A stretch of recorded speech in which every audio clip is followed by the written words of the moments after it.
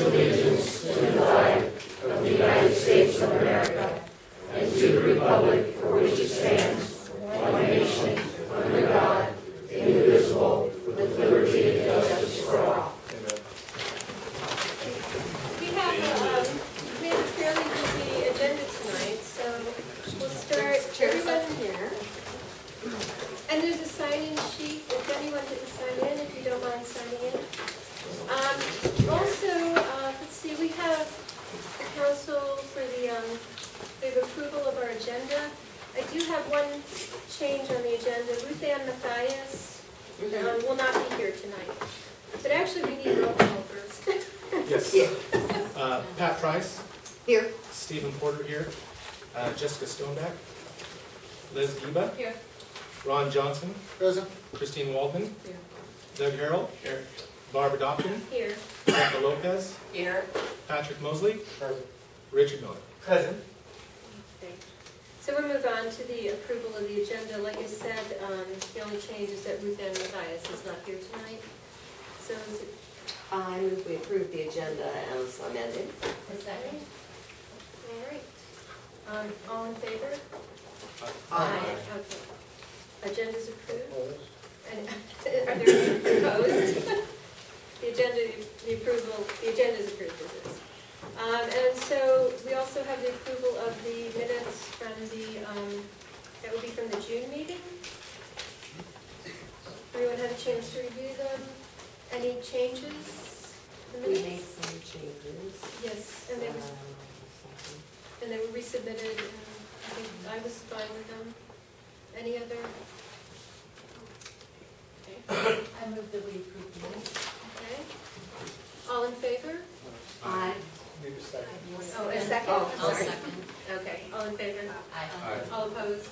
Okay, so the minutes are approved. So now we move on to public announcements. So we have 3 minutes for individuals, 5 minutes for groups. We had a sign-in sheet, and oh, I'm sorry, I'm moving too fast here. Okay, public announcements. We have Jubilee Days coming up, and fireworks will be on Wednesday evening, July 13th, so that's a week from Wednesday. And I highly recommend them. They were awesome last year. Very well worth attending. It's the kickoff of the carnival.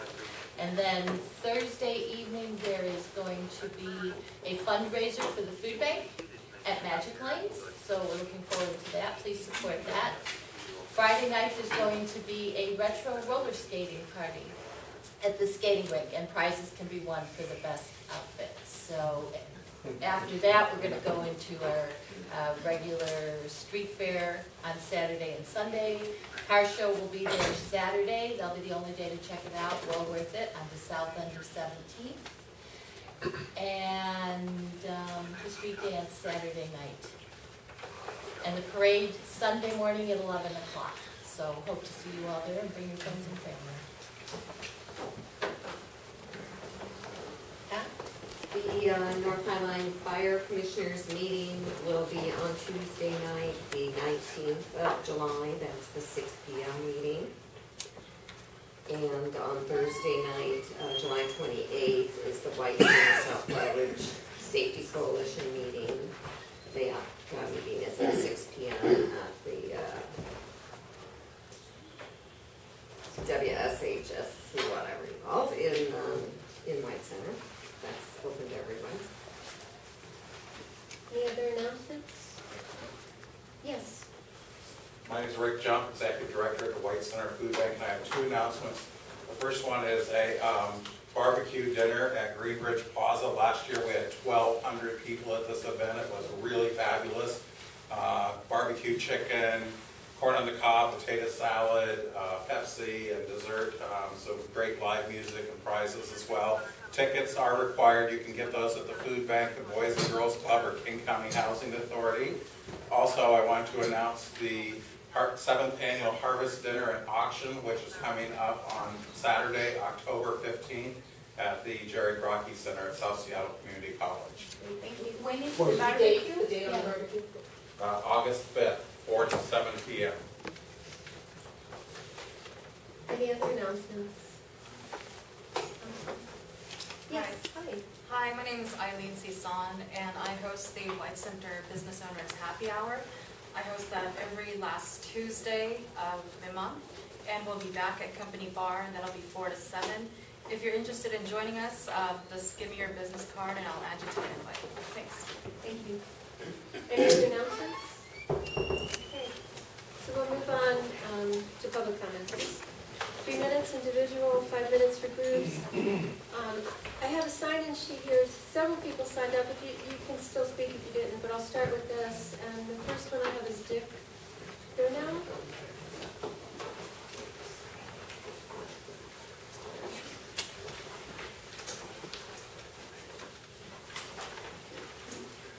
My name is Dick. Excuse me. My name is Dick Thurnow. I'm a member of Friends of Hicks Lake. Now, I don't know how to say this nice or sweetly, but I'm mad as well, you know what, with King County stumbling over Lakewood Park, Hicks Lake, many concerning issues. King County does not seem to be concerned with the safety of park users, allowing these dangerous flying frisbees to sail through the park, or turn a blind eye to their own ordinance. Alcohol usage is prohibited in King County parks. Here are a few examples of the concerning problems. They're not in any priority order. Number 1, the pier that was located on the east side of the lake was torn down because of poor and lack of proper King County park maintenance. Number 2, the park house has been demolished because of mold inside of the home. Yet a county employee has lived in this structure for many years. No effort to resolve this condition. This employee received many perks: very low rent, all utilities paid, and for the use of the county vehicle. This person's job responsibilities at the park, receiving all these perks, is still a mystery. Number 3, the street light located at the north end of the roadside parking lot had a broken electrical wire. Instead of repairing the light wire, you guessed it, they tore down with a big pole of light saying was not required. Yet it was the most critical area, either lightly. Number 4, a bypass pump was designed to contaminate drainage around the lake, the discharge pump, but it failed. I personally reported it 4 years ago. I was told they were only interested.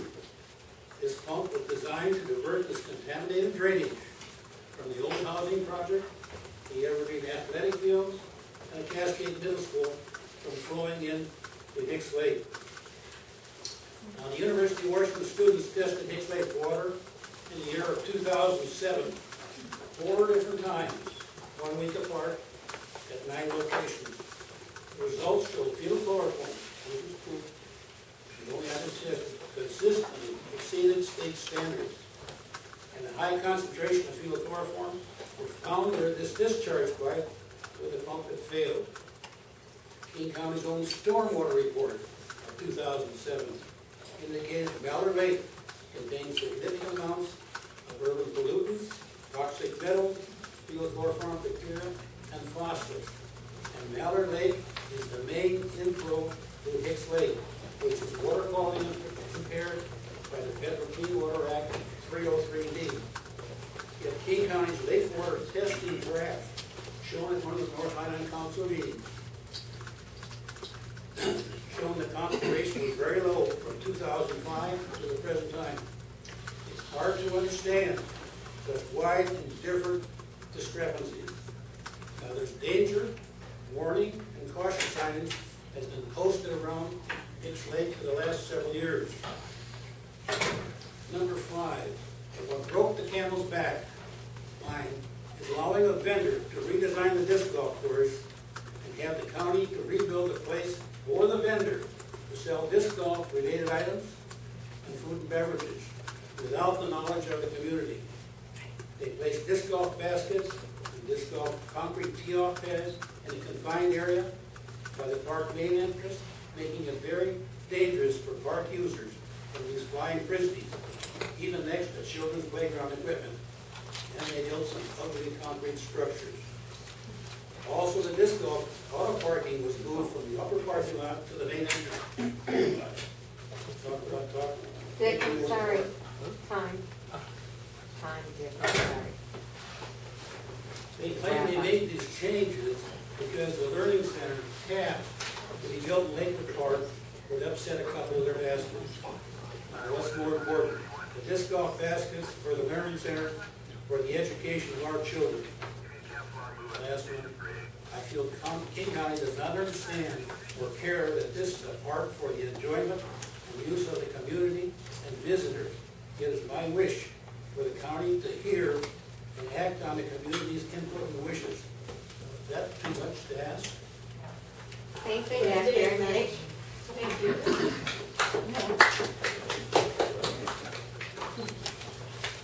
Okay, next up, Rebecca Wells. Hi, I'm Rebecca Wells, and I live at 9842 18th Avenue Southwest, which is approximately 1 block over from where the Chase Bank is, just kind of geographically oriented, because what I wanted to bring up tonight was this past weekend, which was a long weekend for the 4th of July holiday for most people. There is kind of a storefront church that's 1 block over on 17th Avenue. It's called Centro Familiar. And they had some kind of an event there in their parking lot. Started Friday afternoon. We went from like 8 a.m. to 10 p.m. Saturday and Sunday. And they had a loud PA system set up that was at a level where inside the house with the windows closed, doors closed, you couldn't even listen to the TV in my house. And Walt, my partner who couldn't be here tonight, he has jobs on Saturday and Sunday night. He had to work nights. So that means he has to sleep during the day. And he was unable to do so. Not to mention the fact that, we might want to go out in the backyard and have a barbecue and just kind of enjoy our own music a little bit or something. And they were repeatedly asked to turn down the music and did not. And were fairly disrespectful about it when asked.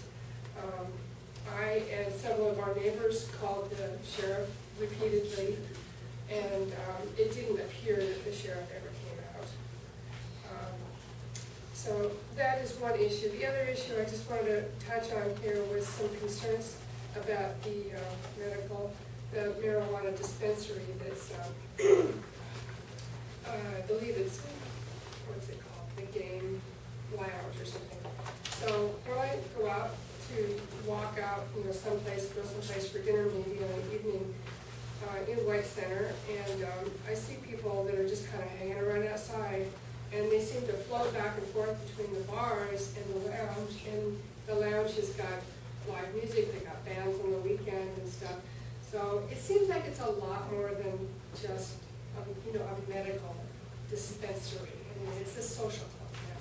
So it just doesn't seem to be helping our neighborhoods in it. Thank you. Thank you.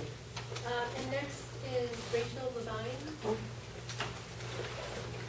Friends of White Center Library.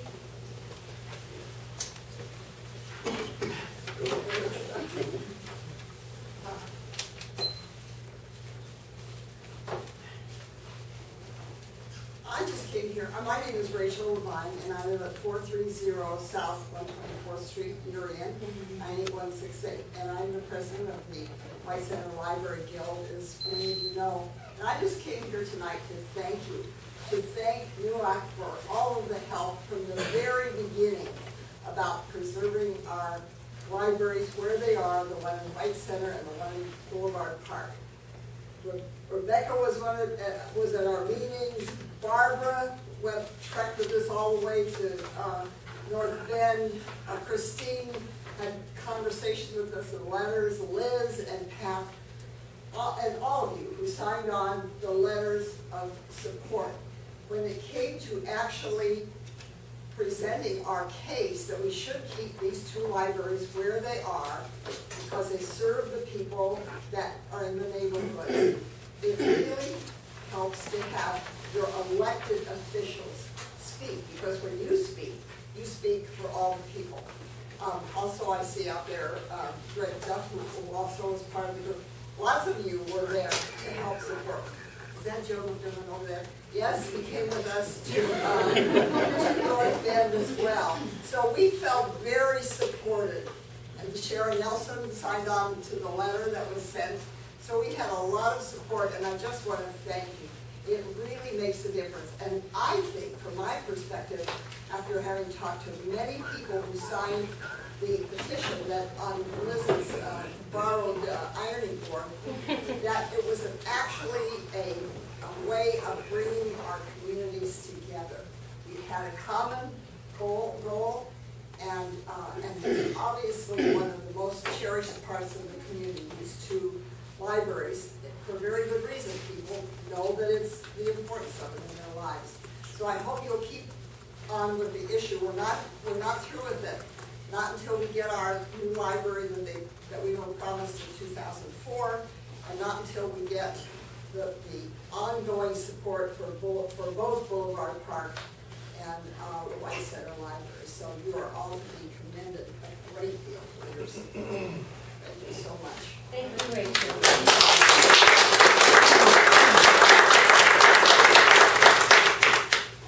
Mercedes, did you want to speak? Yeah, I want to. Okay, Mercedes Ben up. Hi, I'm Mercedes Dantona. I live at 10250 20th Avenue Southwest. And just to voice a few of the concerns that we have in our little community. One was voiced already, which is the marijuana dispensary. The other one is Club Evolution, and with the idea that it's going to reopen. And all that entails, the gang activity, which is not what we want to attract, and also the increased replication of low-income housing. It's great, but it's enough to have. We have enough. We are saturated. There are other areas that should benefit from that, and I think we should share the wealth. And that's all I have to say for now. Thank you, Mercedes. That's it for the sign-up sheet. Is there anyone else that would like to speak? Public comment? No. Okay. Well, thank you. So we'll move on to Mike Martin, Miriam City Manager.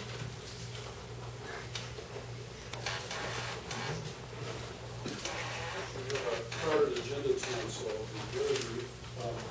Rose asked me to pass on her apologies for not being here when she talked to someone, said she knew me, she has laryngitis. It's serious enough, so she missed the 4th of July parade, so you know it's serious. We finished Ambon, very happy about that, striping and signals, synchronizing signals to pump Gill. Did you hear that? We're completing 148 and 24th South. We'll be doing a lot of work on 24th South, including sidewalks, so to the school. Strawberry went well. I saw a neighbor review, saw Patrick there.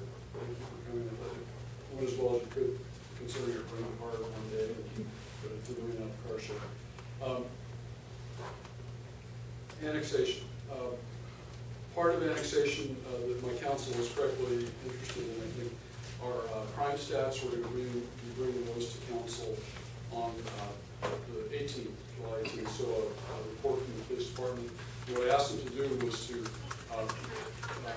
give a report on the crime stats themselves in the what we call area wide, which is the potential annexation area.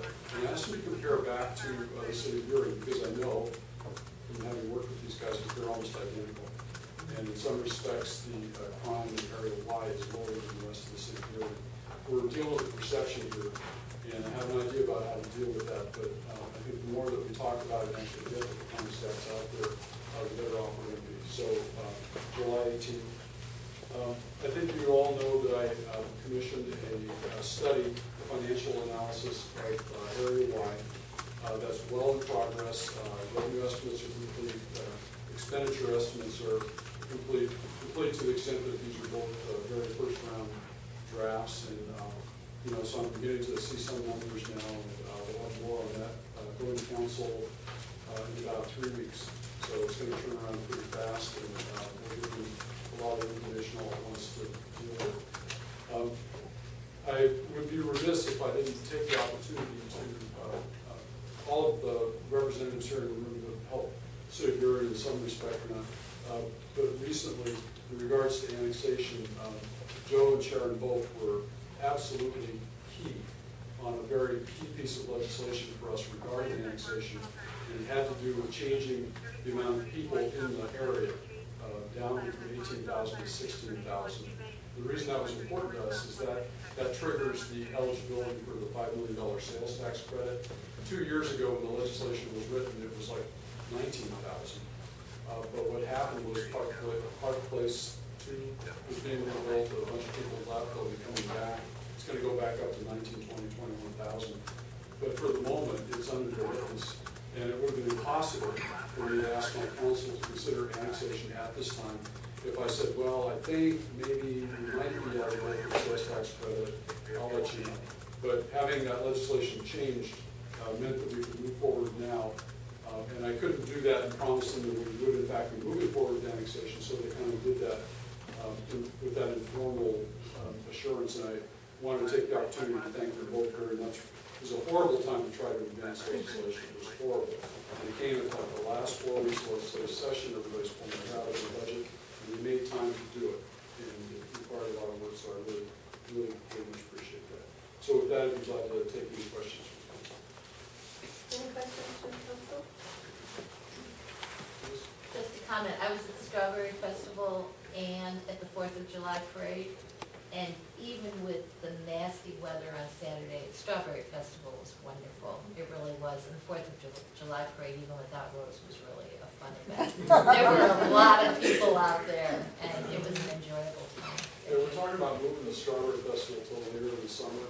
The problem is, you don't have strawberries. That is the problem. Any other questions from the council? Bill? Just clarification, could you clarify which Joe? It's given.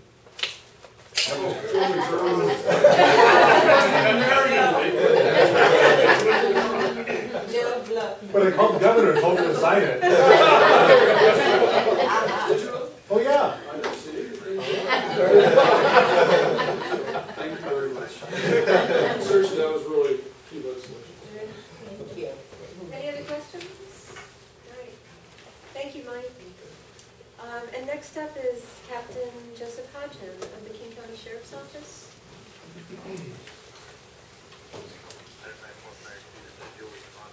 Thank you.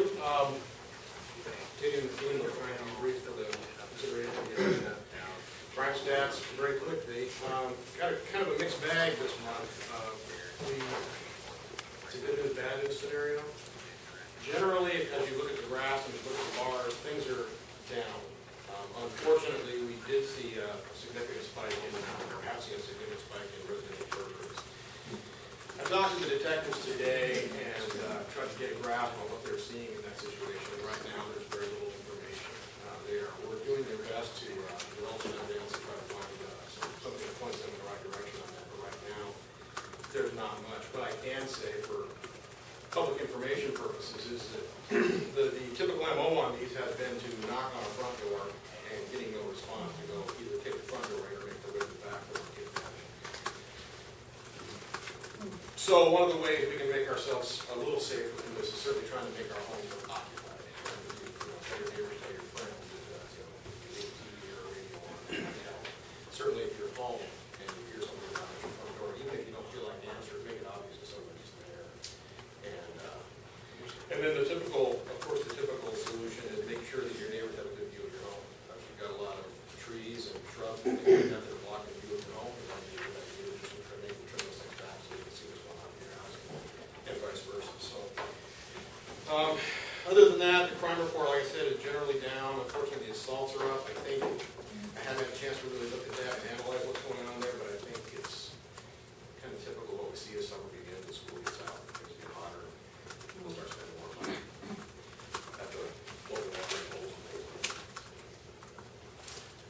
And that's about all I've got on that. I'm ready for questions. some comments about last weekend and calls to the sheriff's department about noise. Can you help us with that? Yeah, well, there's a couple of issues. I'd have to look into it and find out specifically what happened and whether or not we had anybody dispatched. I would have to assume that somebody was dispatching those calls, especially if it's something that went on for 2.5 days. But without having that in front of me, it's hard to say. The noise ordinance has been traditionally somewhat of a challenge for us. Probably 2/3 of it is not enforceable by a deputy who doesn't have a decibel meter in their car and carry it around with them. And so we run into situations where the best we can do is refer it to the health department who actually has the decibel meters and come out and do that. There are certain noises we can take care of and certain ones we can't. So again, without having concrete information in front of me, I'll have to look into it deeper and find out what exactly did go on. It sounds like something that should have been addressed, but I'm not going to say for certain. Yes, sir. Evolution and Yeah. No, I think as far as Club Evolution goes, we probably, for the sake of continuity and for the sake of the agenda, we might want to hold off on that for later, unless we run into. No, we can wait. As far as the dispensary, we are looking at some new law changes that are coming out on July 22nd, I believe. Was that 7? Okay. And we'll be looking at those to make a determination as to how we move forward now. Now that things are still in flux, but we're still eyeing it. We're hoping things solidify a little bit. I just want to ask, in regard to issues and problems with some of the bars that are in downtown White Center, when KCSO is called for a fight or something at one of those establishments, do you guys report to the Washington State Liquor Control Board? That is generally the advised plan. And the sergeants all know about that and should be referring those cases up. And as we start noticing these trends that are going on at any given facility, the more their activity ramps up, the more we start concentrating on making sure the reports get done. We can always, and in some cases we have, retroactively gone back and collected data just to show there's an ongoing issue and it's referred to. So that is a resource that's available for us. That is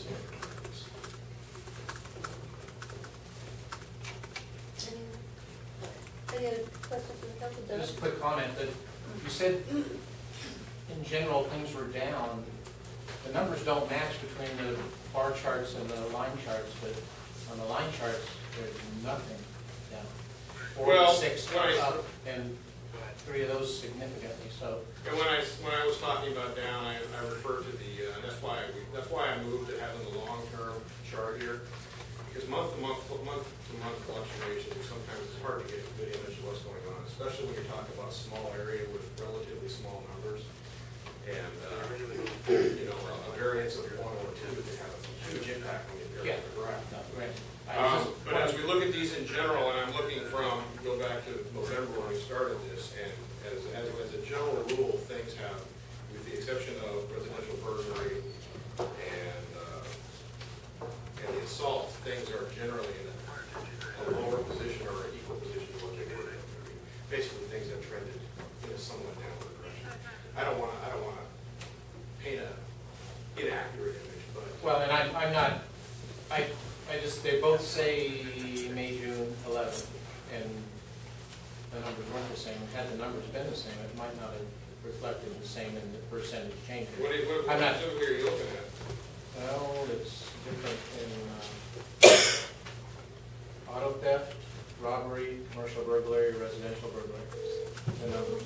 I think what there may be is that the King 11 is included in the bar graph. But to tell you the truth, I got the bar graph today and rushed to make copies of it. And we don't need to beat it up. I just was asking, and now I see your rationale. I'm looking at the 2, and which is 2 months, and you're looking at the 2, which is 8 months. And I can see, looking at the bigger picture, what you're saying. Yeah, and I apologize. I really do. Like I said, I know that when I brought the bar graph in one previous time, people like to see it. And And so, like I said, when it popped in my email today, I quickly made some copies and rushed down here, but I didn't have time to do some comparison.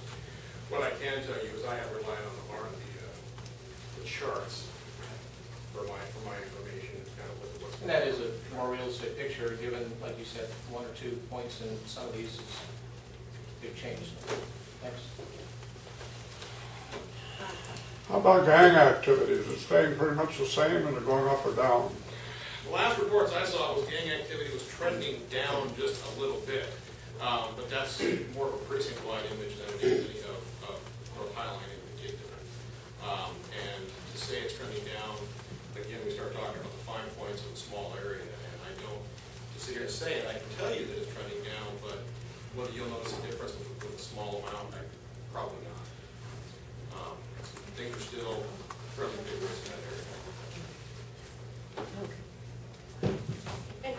And, Gil? Are there any noise standards for gatherings, community gatherings? The reason I ask is I live a few blocks from that church gathering this last weekend. I had a dB meter, and it was above the limits that are supposed to allow. But, I didn't make a deal of it because I figured it was a 3-day event. And no worries. But what about in general? What happens, if a group of 100 people or 500 people or 1,000, I don't know. Are there any standards that you have to go by as? There are standards. They vary throughout the times of day. They vary for the type of noise.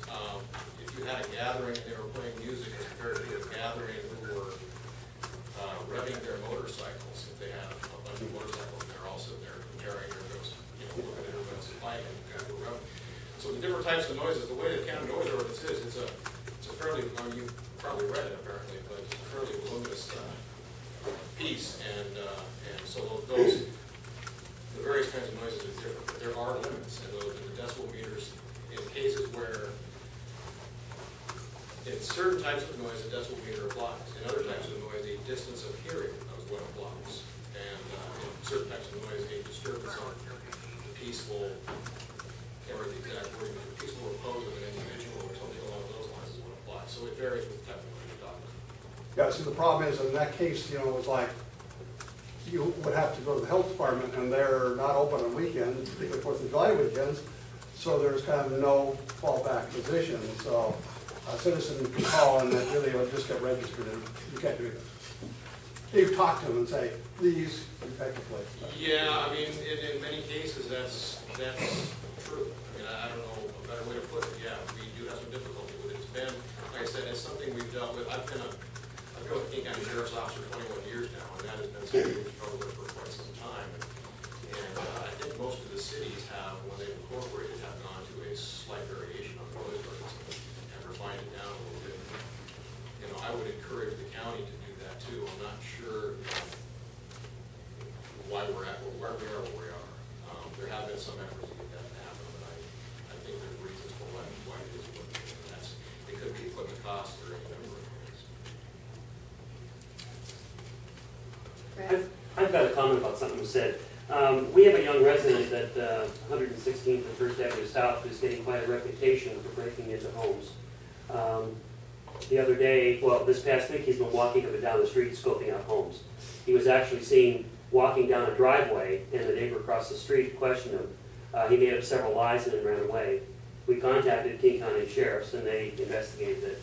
Number one, if you don't have a block watch program in your neighborhood, you need to get one, and one that's effective. We've got a very effective block watch program. Number two, call the Sheriff's Department right away if you see something suspicious. The first time this kid walked down the driveway, they waited a day or two until they sent me an email, and then we got the sheriff's office involved. But Sergeant McLaughlin is wonderful about getting things set up for the neighborhood block watch programs, and every neighborhood needs one.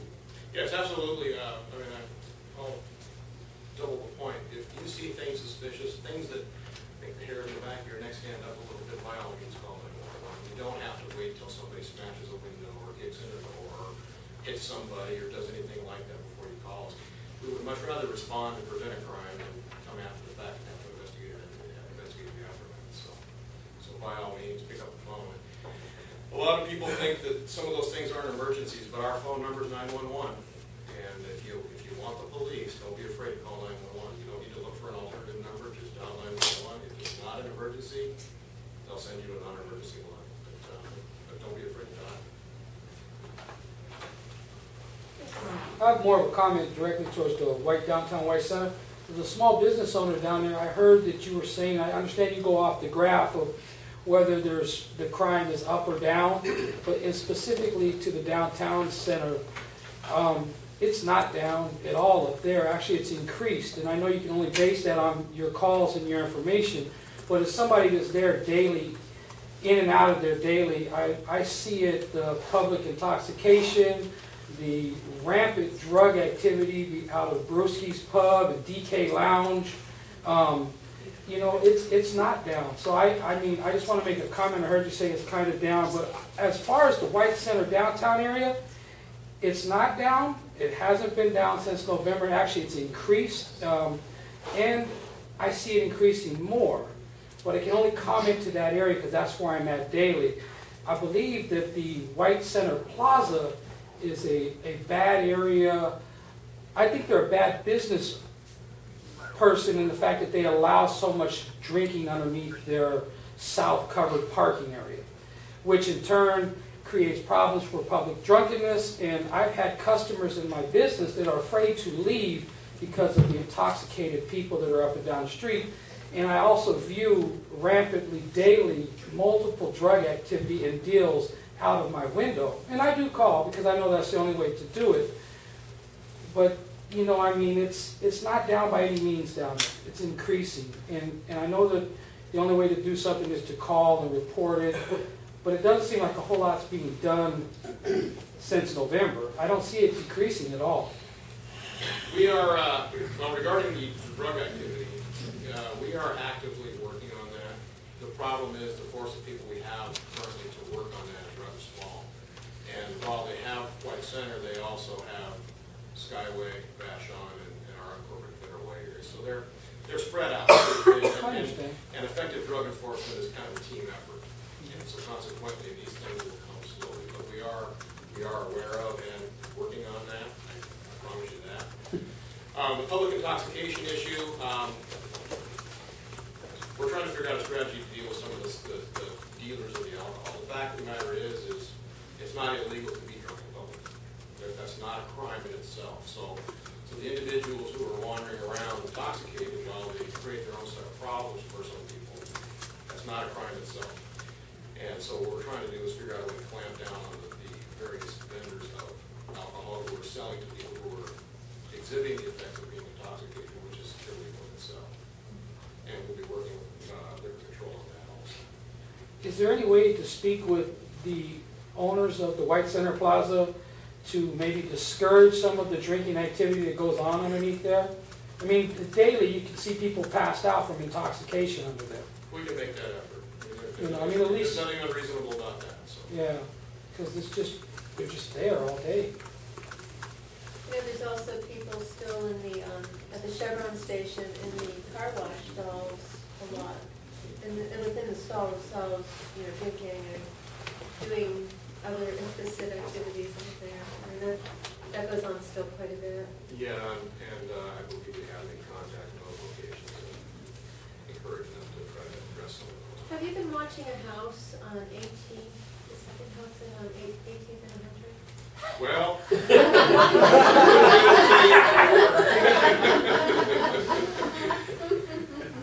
so I'll just hold no comment on that. Sorry. Okay. May I just ask one question? Do you have any news on a storefront deputy? Is there any hope? Skyway's got one. There's a very nice lady here who I would like to acknowledge for a great letter she wrote on our behalf to the executive's office. Thank you so much. And I wasn't, my partner, Captain Butchley, is the one who addresses Skyway. Skyway is his area, and so I wasn't deeply involved in the negotiations to get that done. So it's hard for me to speak real intelligently about what happened there. But I do think that there was a great deal of effort on the community to get that accomplished, and it was a community effort that in the end did accomplish getting the Skyway storefront reoccupied, so to speak. And it's a great thing. I would love to see it happen here. I don't see anything on the immediate horizon for that. what can we do differently to make that happen? Well, I would be inclined to defer to Mr. McDermott. I mean, the reality of it is, I mean, I think that, you know, our electeds are there for a reason. I don't want to put you in a tight spot or anything like that, but, you know, as I was speaking about our need to address problems all the way down to Federal Way and Skyway regarding drug activity, you know, the electeds also are looking at a rather vast area and where to spend the money. And I think, you can correct me if I'm wrong, but I think showing the need is the primary thing. Well, And that is contacting your elected and showing the actual need and why it's justified. And I think that's what happened in Skyway, was they just demonstrated that community really needed that. And I'm not saying that White Center doesn't. That's not what but I think that that's what's going to take, is going to be some compiling of some real information and some voice that says this is something that really needs to be done. That would cut down a lot of the drug activity. I tend to believe you're right. No, but this has gone on for years and years, where our community had to go to King County and beg and plead and ask for police services. And it's ridiculous. It's unacceptable that is the responsibility of the government. That's your responsibility, is to keep us safe. And I feel that since Deputy Hancock has left the area, that King County has just left us to, I don't know, on our own. And it's really made a huge impact. And it's not a good impact on our community. So we really need to have that. And we shouldn't have to beg for it. Nobody should have to go and lobby. No community should have to lobby for that service. Well, again, I didn't mean to throw anybody out. I really did not, and that's not the message I'm trying to convey. I guess what it comes down to is, as we know, the council sits down at budget time and figures out what the priorities of government are going to be, or priorities of the budget are going to be, and they need to know, you know, when they sit down, what exactly the priorities are here, and how important it may be for them to do this response. So, you know, I think that it's a negotiating process. I think it's, you know, a well-prepared and well-designed presentation of what it takes. So. I do have one question. What does the county sheriff have in plans, or do they have a plan to help us business owners in the downtown White Center area to, is there anything in the works to help? We know it's bad down there. We know that resources are limited. We know you're spread far and few. But at the same time, small businesses pay taxes, which fund things.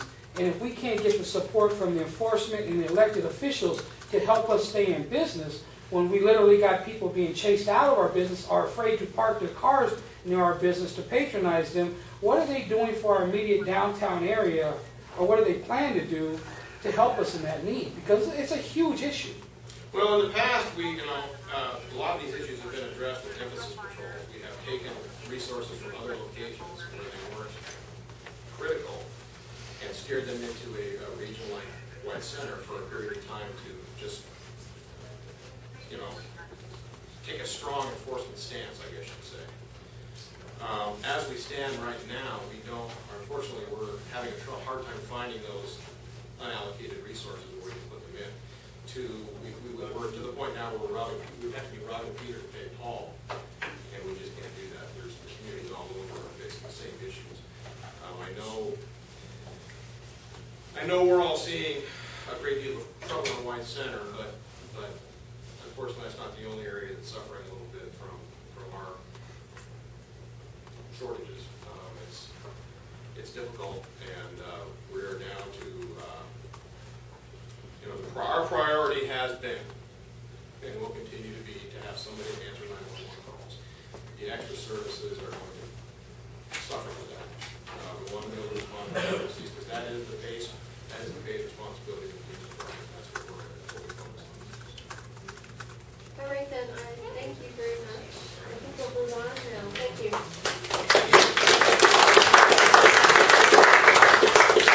And we're very pleased tonight to have two of our representatives here, Representative Sharon Nelson and Representative Joe Fitzgibbons. So if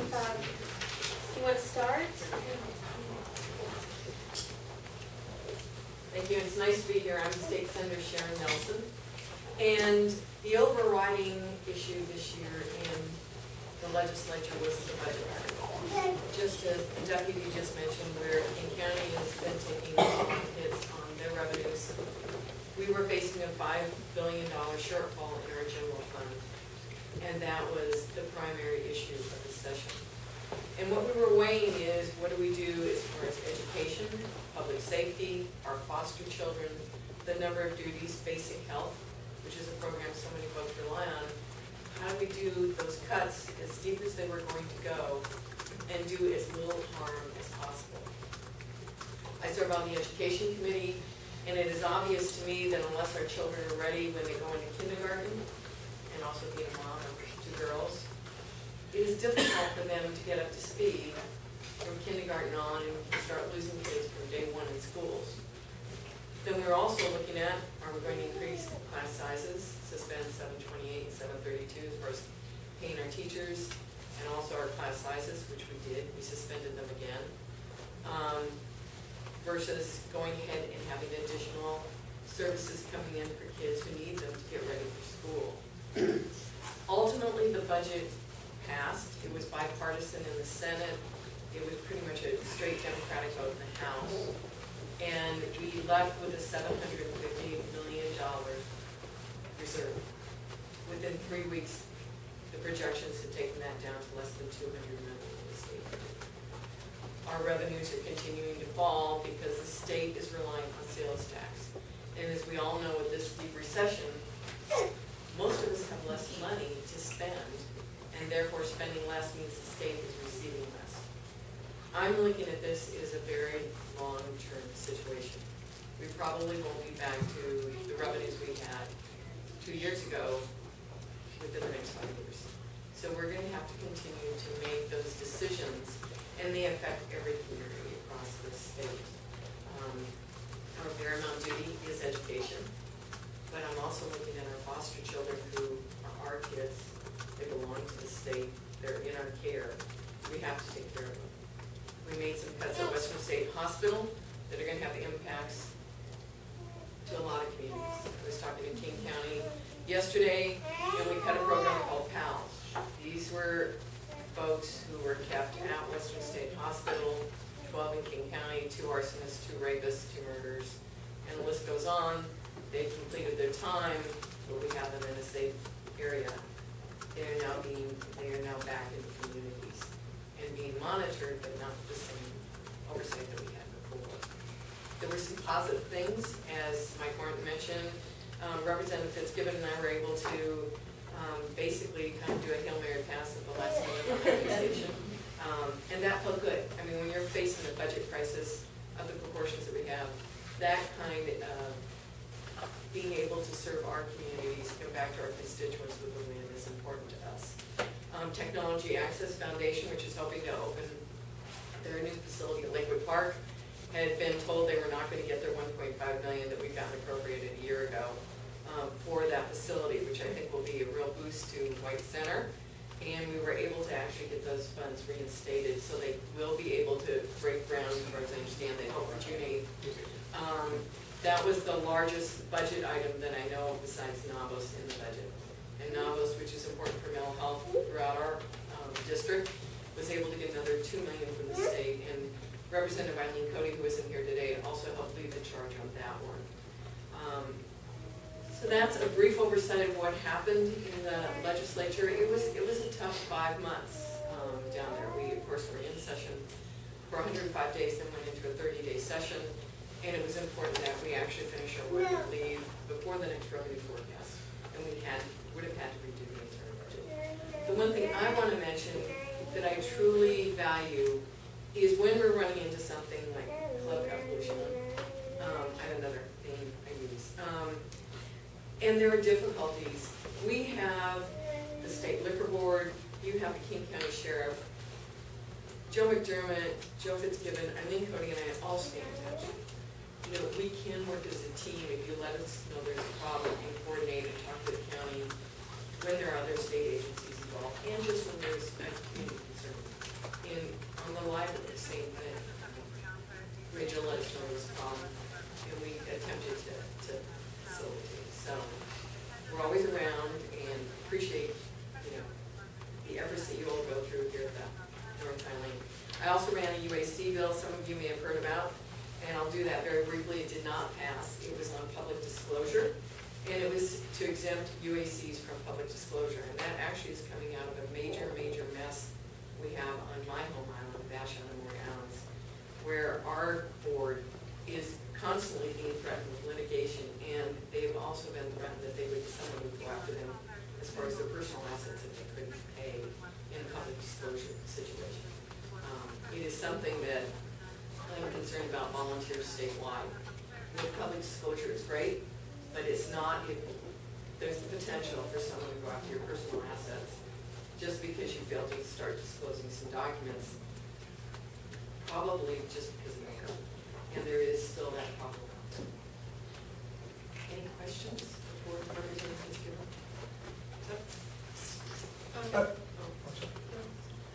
Do you know the status of the council right now, what's going on in King County with the UAC? I got an update a couple days ago from Warren Smith, so I know it's still being debated. My primary concern has been the public disclosure issue.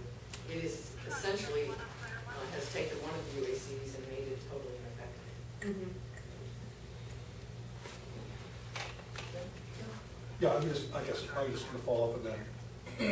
It looks like the UAC issue is going to be a dead issue because there won't be any UACs in King County. I don't know about the rest of the state. I do want to thank you for your hard work down there because I know it's really difficult trying to negotiate all these things. We see all the headlines, the newspapers on TV and hear the radio thing, and that's not what really goes on behind the scenes. I'm well aware of that. Can you tell me about Senate Bill 5834, which is redirecting the King County hotel and motel tax to arts? I'm sorry, I love arts, but I'm having some difficulty with that money going there when we don't have public safety in one center. The hotel motel tax, of course, was dedicated primarily to the arts and other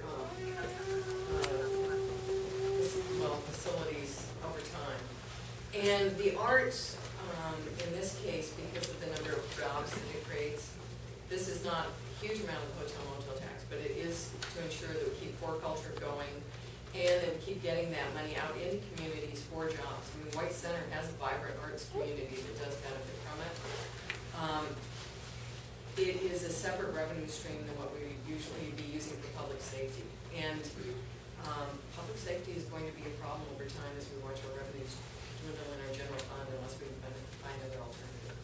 I, for one, would prefer to start closing some corporate loopholes, particularly for big banks.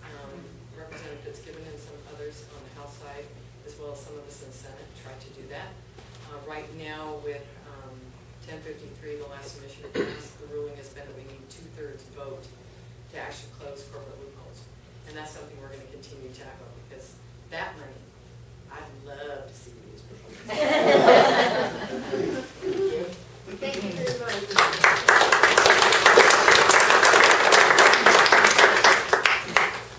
Next up is Joe Fitzgibbon.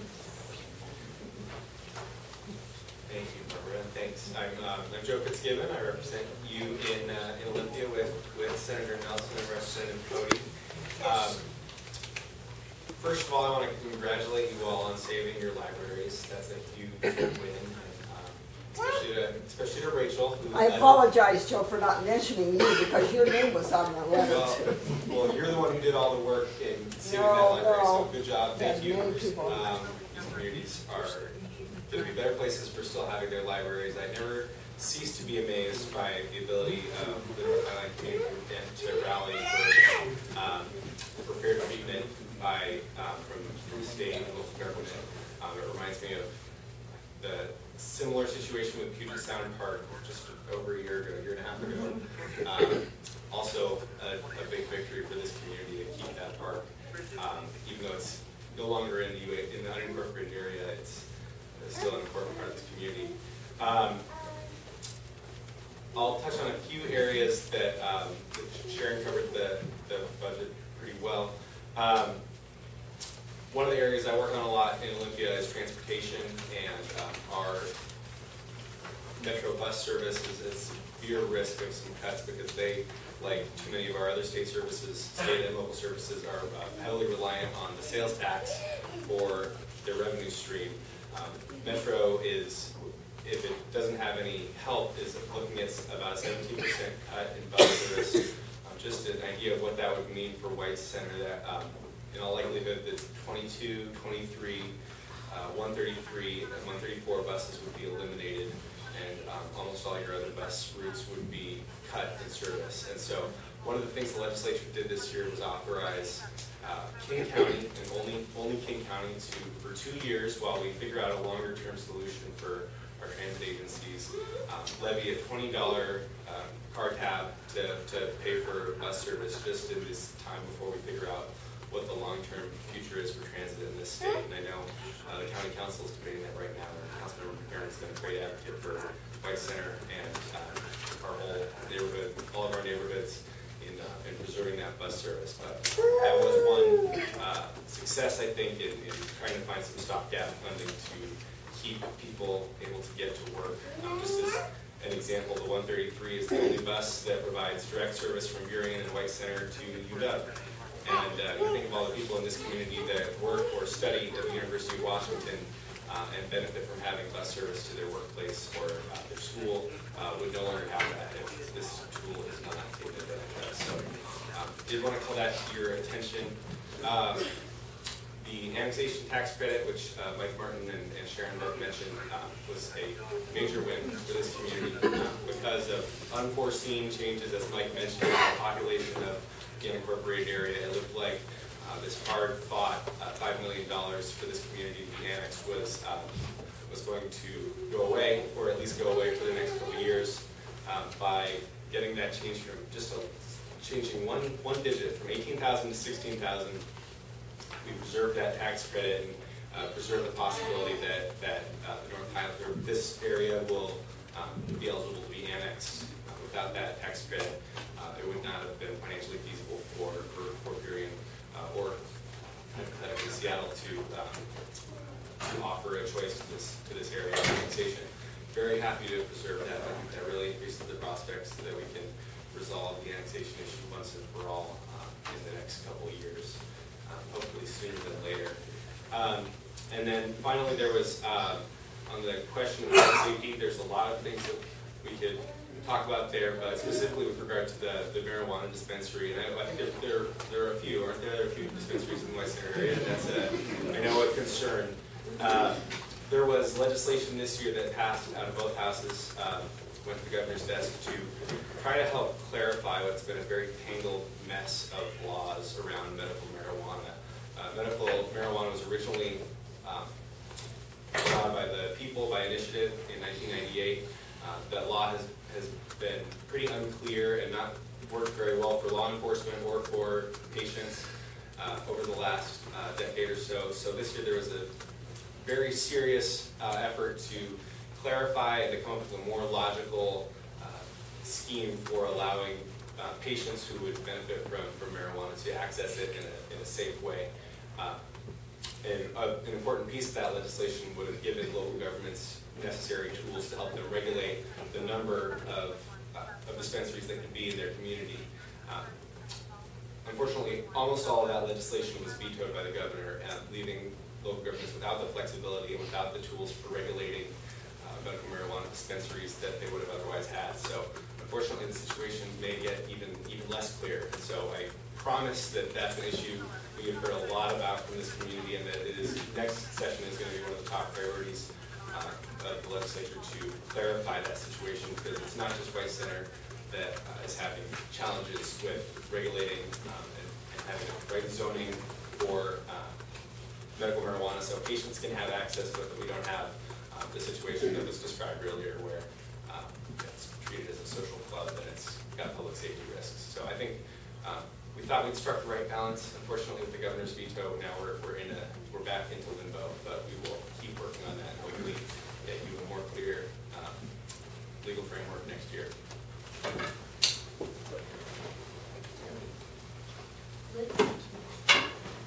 Joe, I would like to refer back to the comment that Mercedes made, and this is, I think, a basic problem that we have in the North Highline community, and that is the saturation of low-income housing.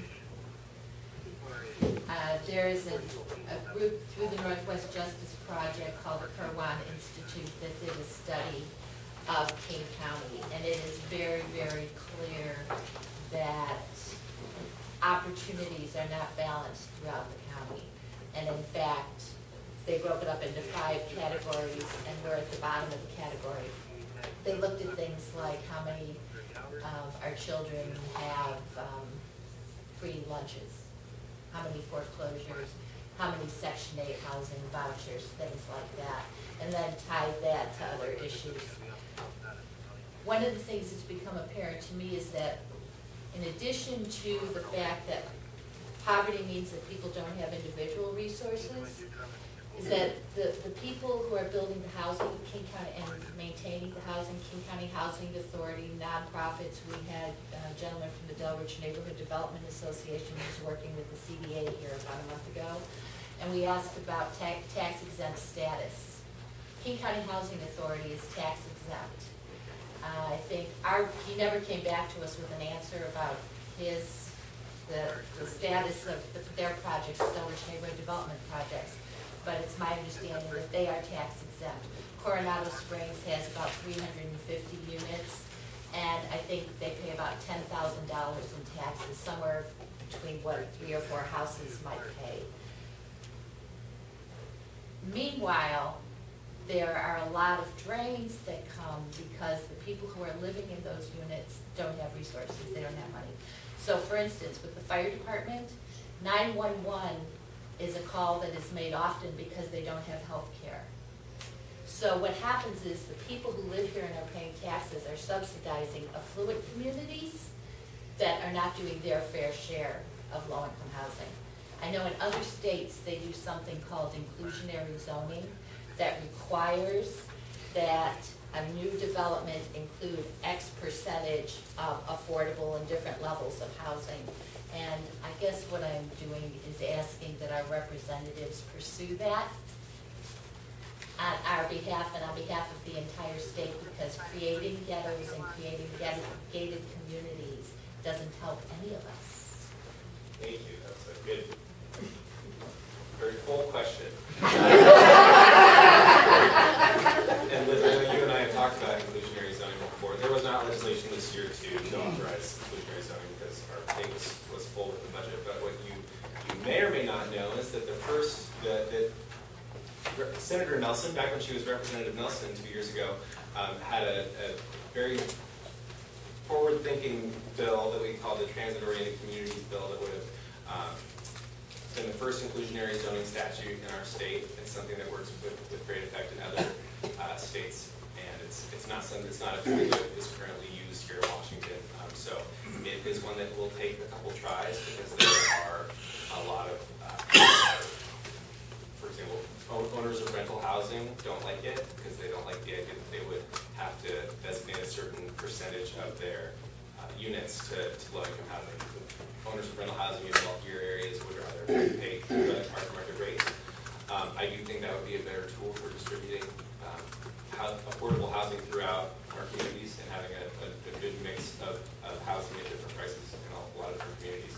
So that's just an answer to one piece of your question. But there are a lot of issues, as you know, around affordable housing and a lot of strategies as to how we can get a better distribution of it. I know it's been an issue here.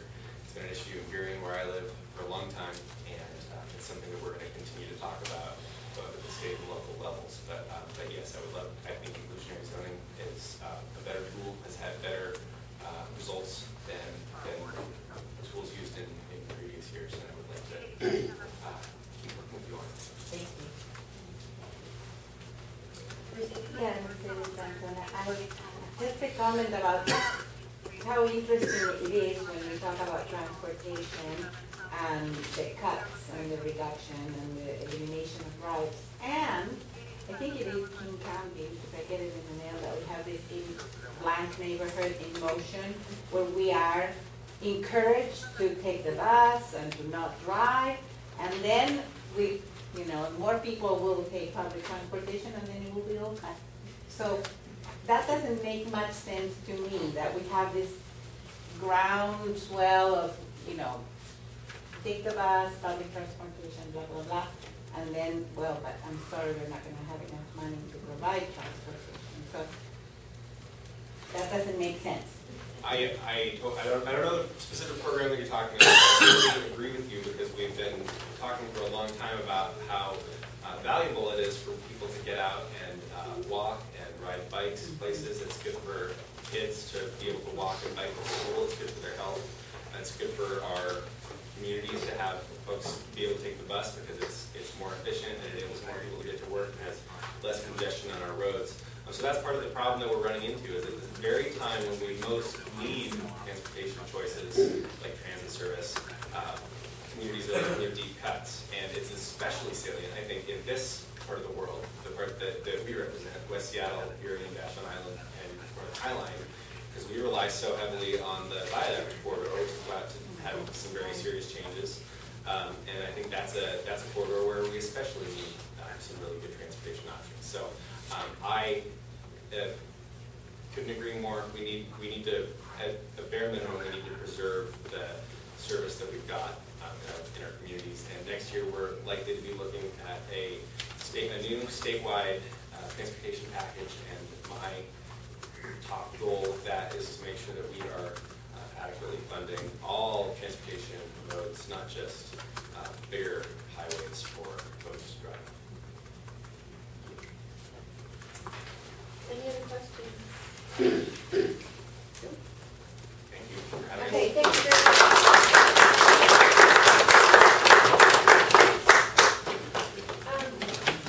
Next up we have Jim Chan from the DDES. Thank you, Barbara. Thank you, UAC, for inviting me here tonight. My name is Jim Chan. I'm the Building Services and Fire Division Director at the Department of Development and Environmental Services for King County. I was asked to come here tonight to give you guys an update and a status on Club Evolucion, or Club Evo property I'm sure you guys are aware of. Last July, it's been a year, I was invited, myself and Chris Ricketts were invited to a meeting by the Sheriff's Office to talk about concerns and issues related to that particular business. As a result of that meeting, we issued a code enforcement we opened a code enforcement case and cited specific violations that we found at the club. Subsequent to that, several months later, the notice and order was enforced, has resulted in ultimately a injunction on the property, and the property has been out of business since that time.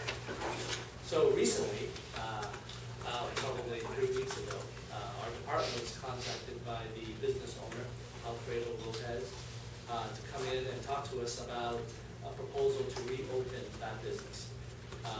Alfredo came in with a partner and sat down and talked to Chris Ricketts, myself, the building official, about his proposed plans to reopen business and to make some changes to that business.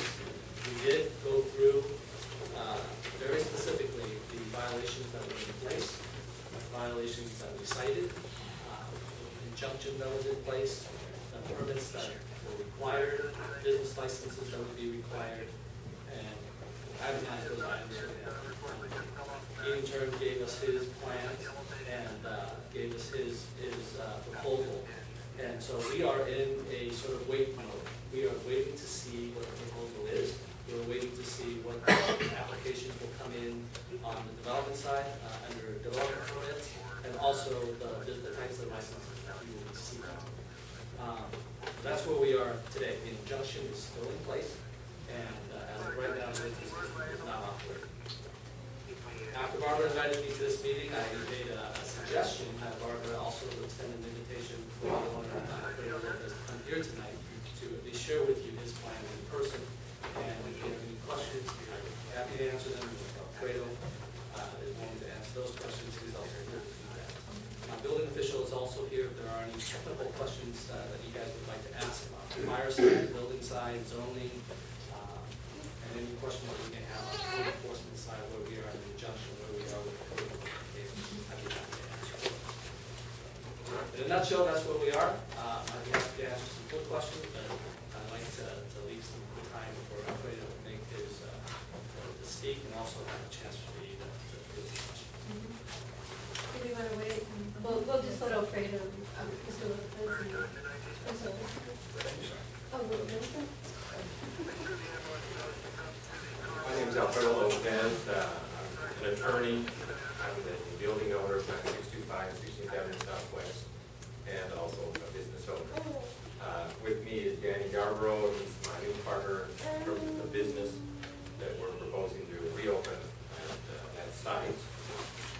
Just as a little bit of background, I purchased the building in 2000, so about 11 years ago. When I purchased the building, my interest was the office space. Being an attorney, I had relocation. I was thinking of trying to maybe relocate. And the area was really good because obviously you had a large population of Hispanics. I was kind of surprised. The previous owner had opened a club. It was running, I guess, an all-ages club at that time. And that was not even my intent at that time. But I was kind of surprised as we were remodeling the building and that I had a lot of young Hispanics come up to me and say, hey, are you going to open the club again? What are you going to do? I'm sure we'd like to have a place to dance. Obviously a place for a lot of Latinos in the community. And that kind of inspired me, I guess, to continue to open the nightclub with teenagers at that time. I continued to have my office there. I still have my office there. And just as more background, I originally, the first house I ever bought, just a few blocks away from here, 116th Street, back in the 80s. From there I moved to Burien, where I think I remained about 10 or so years till the airport forced me out of my property there, which was the first runway. And from there, moved to Des Moines, which I was there for about another 10 years or so until approximately 3 years ago, I myself moved to Southern California. Prior to that time, the business was really open only on Saturday nights. Basically, it was for the Latin community. We had Latin music. It was all ages. And at that time, I made sure my wife is here today as well, you said. We both ran the business. On Saturday nights, we were always there. Had my older children as well as business in the business. My concerns, I as well have concerns in terms of safety. Obviously, I've got my wife and my children working in the business. I want to make sure that it's safe for us as well. I can't tell you, when I first came to White Center 2000, I was concerned about my safety on the street. There was a lot of problems, as indicates right in that core business area. And one of the first things I did was try to see if I could get the King County Sheriff's Department to work with me. I was able to get them to work off duty as additional security for me. And honestly, I believe having them, I had 3 officers on the street in front of my business on Saturday night, and they definitely not only were assisting me, but any other bar fights, any other problems, they responded as well. I think they made a big impact. In fact, Deputy Hancock really assisted us quite a bit. Obviously, there's issues, and we all have issues in regards to gangs. There are gangs in the community. There's people can say that whether the gang activity has gone down or up. I think, in fact, the King County Sheriff's indicated in terms of that, gang activity has remained the same. Our proposal, and it was never my proposal, to have a place for gang members to hang out. My place is for a place to have teenagers, Latinos, to have a dance place, to dance. And we were pretty forceful in regards to that. We didn't allow any gang attire within our building. If there was gang activity, they'd get ejected. We just wanted to have a place for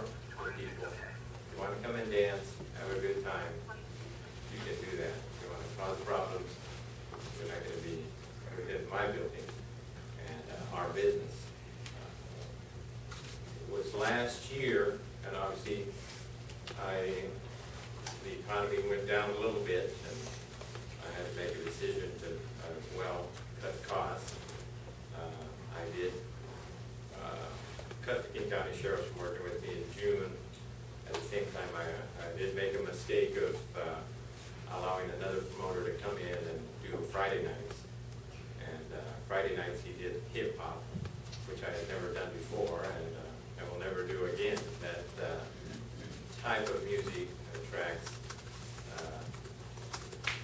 problems. The problems really increased tremendously on that Friday night. And before I was even, I just shut my business. I stopped for Friday nights. I think about a month and a half before we closed the business in November, we stopped the hip hop and the Friday nights. And speaking with Danny, my new partner in the business, and one of the things that we both discussed and we were both in agreement, we did not want to allow any hip hop nights or that type of activity. We're looking back to where we began, a dance place initially for the Latin community, because there's a large Latin community here. It may not be represented here today, but there's a large Latin community. There's a lot of people who continue to ask me when we're going to reopen the club so they can have a place to dance. And that's our initial intention, is to get the club back up and running to allow that opportunity for the Latin community. We are also, Danny operates his other restaurant, the nightclub, Salsa Night. We're thinking about opening up a Salsa Night as well too. But my number one priority will be safety, because my wife will be working there, I'll be working there, my oldest son and my oldest daughter will be working there. I want to make sure that people understand that's my number one priority. Also, that this community is important to me because I've been in this community for a long time. I moved to Southern California and thinking that I could run the business as well, and I saw with the distance it makes it a little more difficult to be an out-of-town business owner, and that was one of the reasons I've been looking probably for the last year or so for a business partner. But I have not encountered anybody that I felt had the same insights that I had until I encountered Danny here. And so that gives you a little bit of background of me. Obviously, I want to give Danny an opportunity to talk to you about what he envisions, because he will be the, for lack of a better word, the operating partner. Danny will be in charge of the day-to-day operations. He'll be in charge of hiring, firing staff, security, and he will be here. He lives in West Seattle, not too far from here, and so he'll be here day-to-day. I still plan to be here every day that the business opens. We're just planning to reopen on Saturday nights. We've got a number of hoops to jump. Most importantly is the fire sprinkler installation, which directed at nightclubs. That's probably about an $80,000 investment that I'm making into the building. But the building is my building. I've owned it for 11 years, so I feel that it's worth that investment. And obviously, would like to reopen a business and get some income generated out of my building. As indicated, I've continued to work as an attorney at a small, reduced my cases here in Washington, obviously, because now I live in Southern California. But so the main, I guess, business that will be located in the business will be the nightclub, and talking to Danny, future restaurants as well. I guess I'll defer to him right now to give a little bit of background, his background, and also his ideas of what he would like to do with the business. Hello, I'm Daniel Yarbrough. I live on 7407 California Ave in West Seattle. Like Alfredo said, I'm going to be the operating partner at Club Evolution, Club Evo, whatever you guys call it. I do own Citrus Lake Union, on South Lake Union, located between Joey's and Blue Water. So I have a lot of experience in the restaurant business. Our plan is to turn Evolution into a lounge, actually get a kitchen, the hood system and everything. Everyone knows that costs a lot of money. So we're going to get it up and operating out of the nightclub like you had it before. A Latin nightclub, only Latin music, because with my other business and stuff, I don't want to tool for my other customers. So if I told the operator, if I do this business with you, I can only do Latin music. I can only pick that theme. Otherwise, it sort of tears from my group of people. I can't spread them out too thin. Like Alfredo said, safety is our #1 concern. I did talk to the Officer Guild already about hiring off-duty cops. So we will be paying that out of our own personal pockets to have 3 off-duty cops, plus the squad vehicles every Saturday night. Every night we're open, which is only Saturday night, we'll be having them outside on 16th. And so we'll have to pay those out of our own personal pockets to, and when Alfredo had them before, they not only help our business, they'll help any kind of like, fights or anything going on the street. So they'll help other businesses also, because there's a lot of bars and stuff along that road.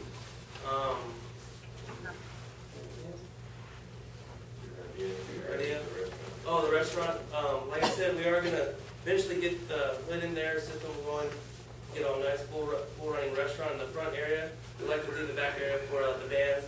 You go in there, you'll see we have a stage set up for basically we have Mexican country music. So we bring live bands in, it's like a banda. So it's like a Mexican country music, so cowboy boots, cowboy hats, that kind of thing for the Hispanic community. And so I guess I'll open the floor up for any questions to us. Well, let's stick with the council first. Are there any questions of the council? Go ahead. Becca. Just in respect of the other business owners in that community, when you're talking about a nightclub that holds 300 people, what are you going to do about the parking situation? There's not a lot of parking around that area. Well, and I guess I can respond to that. Obviously, I've been nearly 11 years running that business. But parking there, generally, we're talking about a nightclub crowd. They show up about 11, 12 at night. Generally, all the businesses on my block are closed except for there are 2 or 3 bars. So we don't impact really any other businesses other than the bars that are open late at night.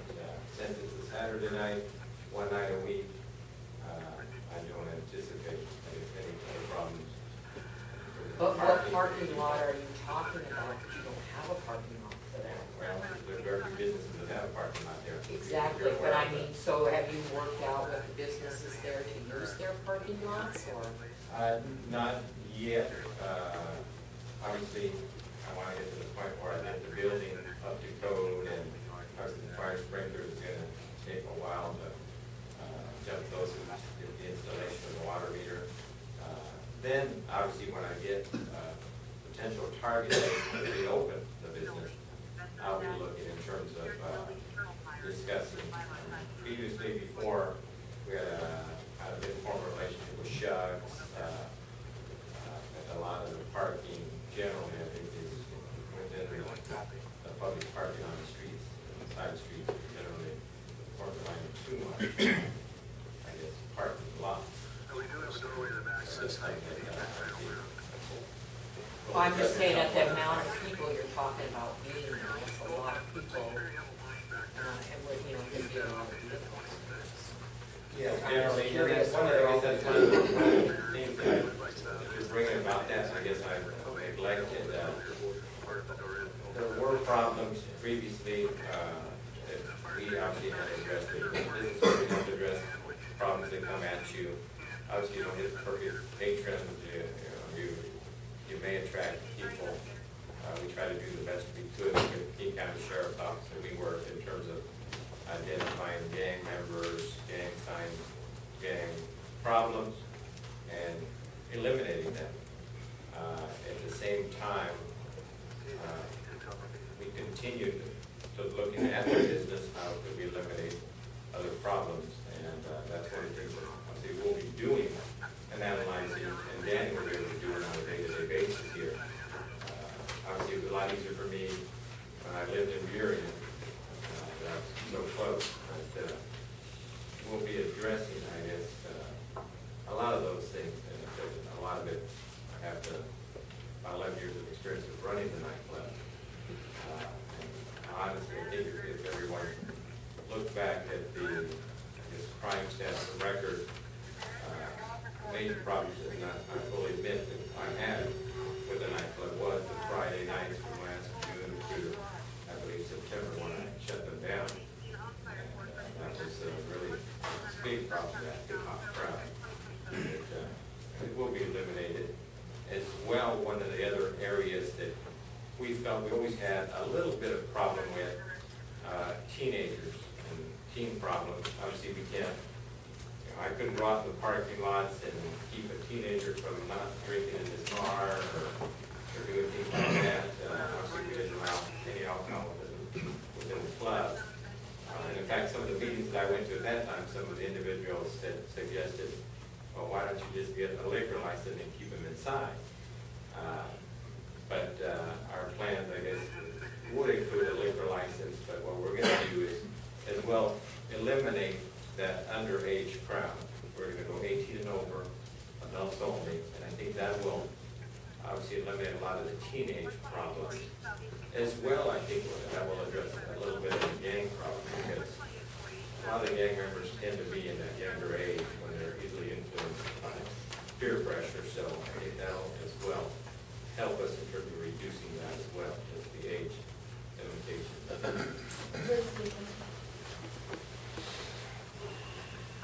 I have a couple. How are you intending to advertise? Advertise probably uses the Mexican radio station.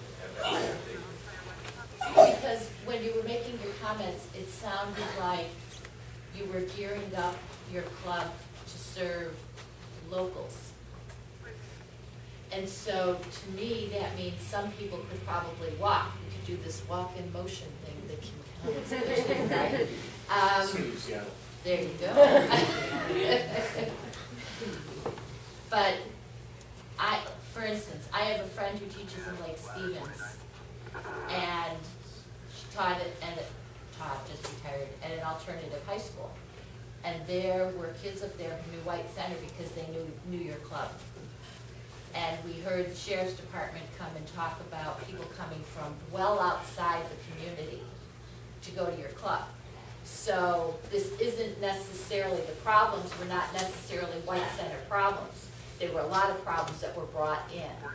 So what I would appreciate is if you focus on the local community and see how that goes. I think that would be helpful, and then you wouldn't have the parking problem perhaps.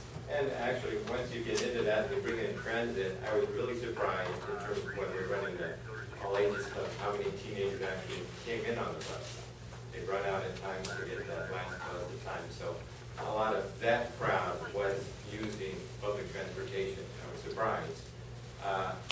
Back when I opened, I was the only all-ages club, I think, in probably Western Washington. Now there's probably about 4 or 5. So I don't believe, at that time I think kids would drive from Tacoma or from Everett just because it's the only place they can go to. And obviously it's the only Latin place they can go to. I think it would go. But now there are other places open. I don't anticipate. They can Everett, they can go to a place in Everett or Tacoma, they can go to a place in Tacoma, they're not going to drive up here. And as well, because we're going to eliminate that teenage portion of the problem, which I think gets into, throwing trash or getting rowdy in people's yards, drinking in their cars and things like that, by going with the 18 and over age numbers. What does that do about a liquor license if you've got 18-year-olds in there? Because you can't drink liquor. Yeah, it has to be completely separate area. There's an area that only has 2 entrances. I believe it's like just a 4-foot entrance. And 21-year-old people have to stay in that area with their liquor. Anybody 18 and over can remain in the general area, but they're too separated. And actually, most of the clubs in downtown Seattle are like that. There's 3 or 4 Latin clubs in the greater Seattle area are like that as well. And I have a question, Alfredo. I go back with you a while. and I was at many community safety meetings when we had the We the Sea group. And back, it must have been 2008, you came to a meeting, there were many problems at the club, and you said the same exact thing to us then. And the club just escalated from there. You were talking about, I remember distinctly, you were talking about the sprinkler system back then, and you were saying you were investing $80,000 into the club. And you also talked at that time about expanding the club. What is your occupancy now? Is it like 260 or? I think it's 278, I believe. Okay, and you had talked, when you put the sprinkler system in, you could even increase the capacity. And my concern is, as a resident here, that you're bringing in a lot of people into the neighborhood. This is a neighborhood. The parking is an issue in that these people are coming through our streets, parking on the residential streets, bringing people out at all hours of the night onto our streets. The club, the downtown area, when the club was open, it did impact the other businesses because people were coming in, they weren't coming in at 11 o'clock only, they were coming in earlier. You know, that's just a lot of people to bring in, and the fact that we have limited share of services, you make it sound as though you're going to come in and help the community, and I've never seen that from you in all the years that you had that club open. It was one problem after the other. So, I mean, I have lists here of violations and things that occurred at the club. How are we to trust you now with what you're telling us? Because you have lost our trust many times over, not just one time. And I also do, you know, the fact that with the writing on the blog, you were alluding to this was a racial issue. It has nothing to do with race. I mean, you've mentioned it's a Latin club and you're here to serve the Latin community over and over again. This has nothing to do with race. Any club that would come in and do what you've done to this community, I mean, you held us hostage for a long time. And so, you know, I don't think your concern is about the community at all. And I have no trust in what you're doing because of what happened repeatedly. Well, I think we get obviously the difference of opinion. I bought my building in 2000. I can tell you the streets of White Central was not a bird's eye. There were shootings, there was a lot of crime. I was scared to walk at night in White Central. My building was part of the problem because obviously there was drug dealers and prostitutes living upstairs in the apartment. I booted all those people out. I did take a step, at least in terms of my building. I went further and I did bring King County Sheriff's off-duty deputies to work with me on Saturday night. They did clean up the street on Saturday night, the White Center Street. It wasn't just my building, and that's something you cannot deny. I will deny it. I lived there. I'm not sure. I was there every Saturday night. I know what Steiner's White Center was like. We will disagree on that. And I can tell you too as well, that I've been here for 3 weeks in terms of, since I came back with my family, and we're staying here. And I was surprised at White Center. I mean, I agree with the businessman here. There's drugs on the street, there's drug dealing. The first Saturday I was here, there was gunshots at 4 a.m. The following Tuesday, there was a gun fight literally a block away from the club. White Center, to me, it doesn't look like it has improved.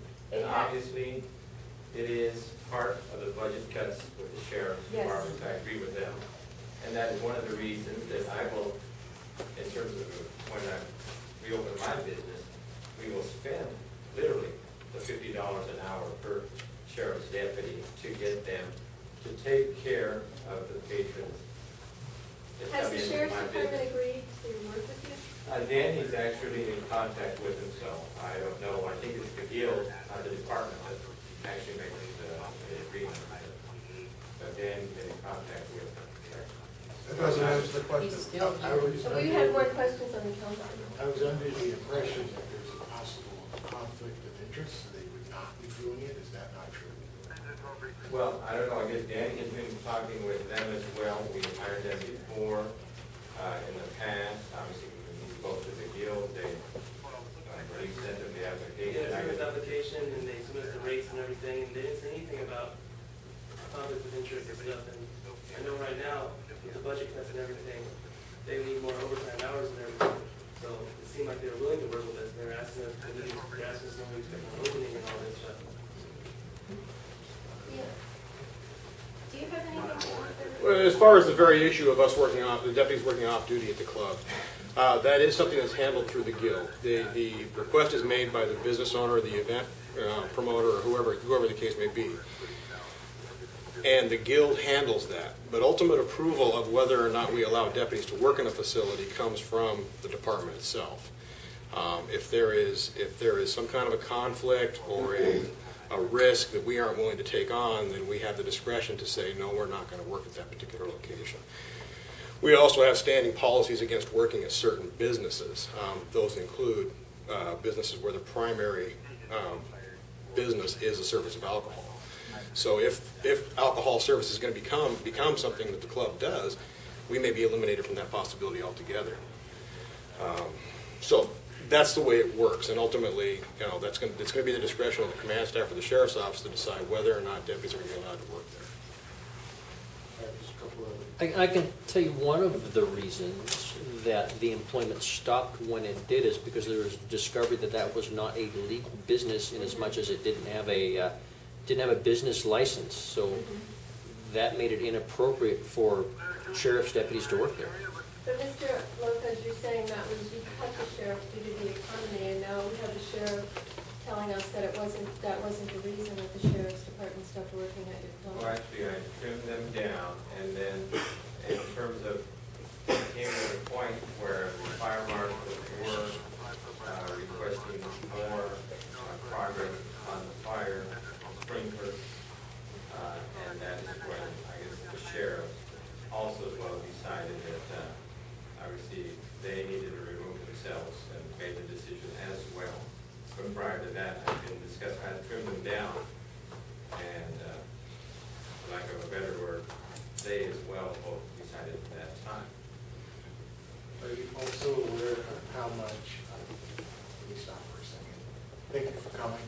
I hope that you guys come back, especially after the club opens, and we can talk to you a little bit more about our concerns and work together to work this out. I haven't been here as long as some of the other council members, so I'm just learning some of the things as we go along. I was wondering if you were aware how much police calls, crime stats, 911 calls have been reduced since the club has been closed. I can tell you in terms of last summer, if you look at the stats, Friday night there was a lot of calls. Unfortunately, it was that hip-hop promoter allowed them to come in, and it was just chaos and problems.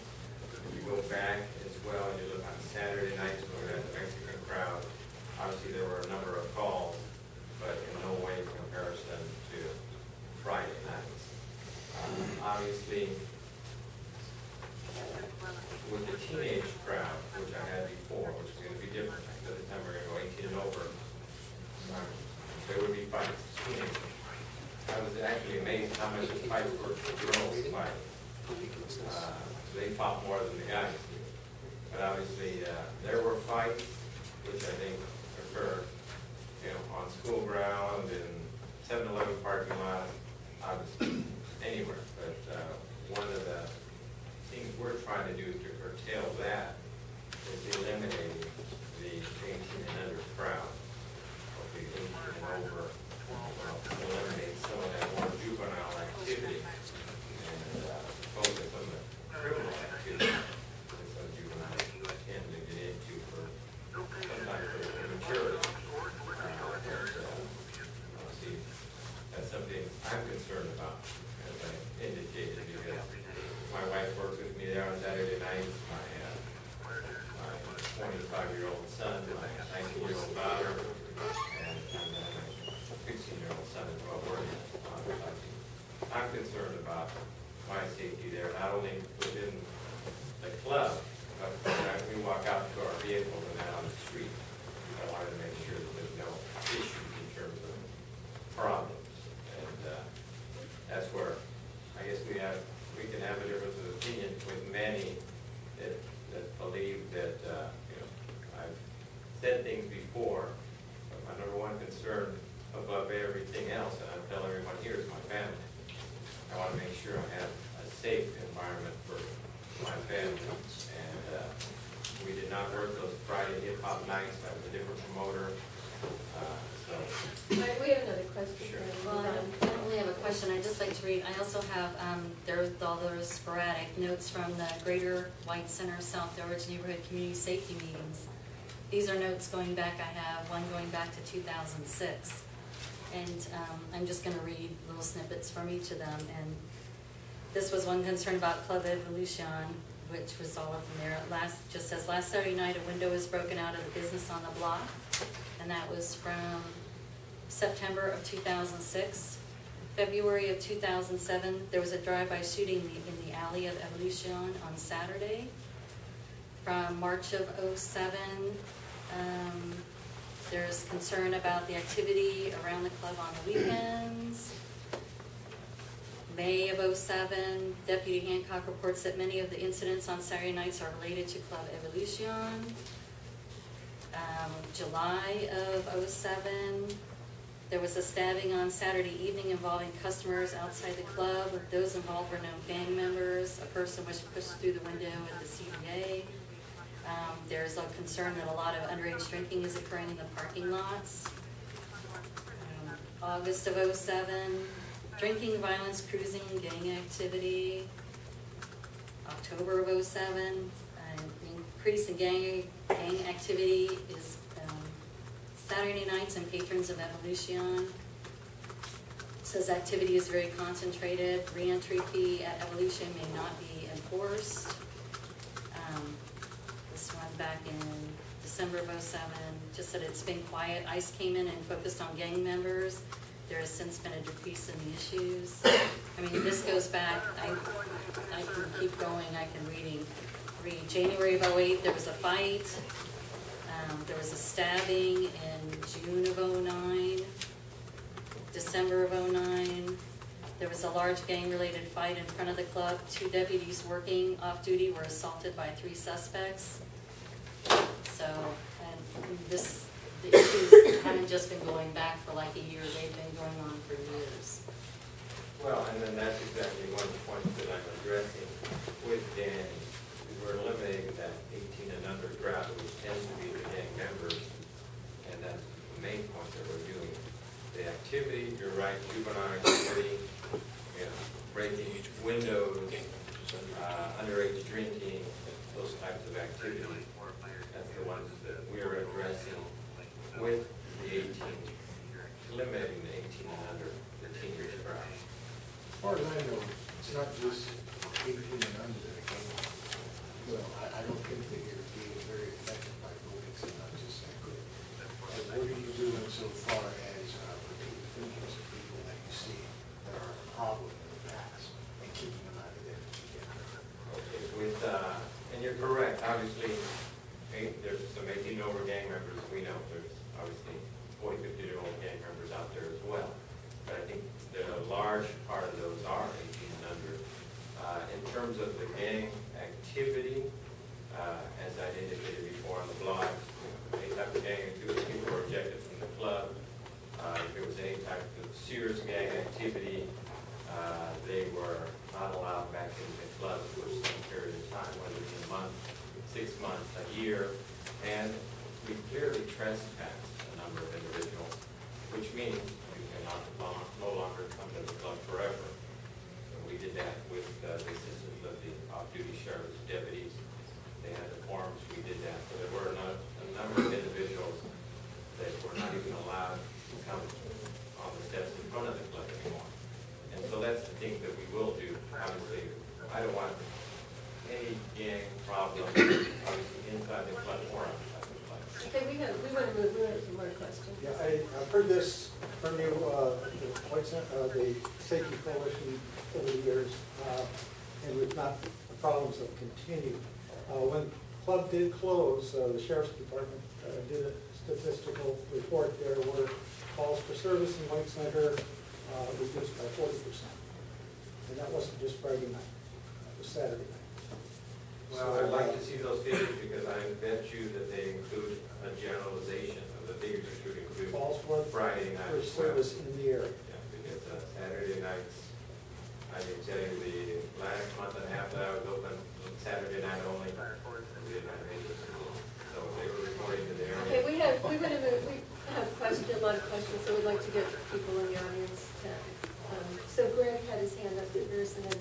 Danny. I haven't met you, but my name is Greg Duff, and I'm the former president of this council.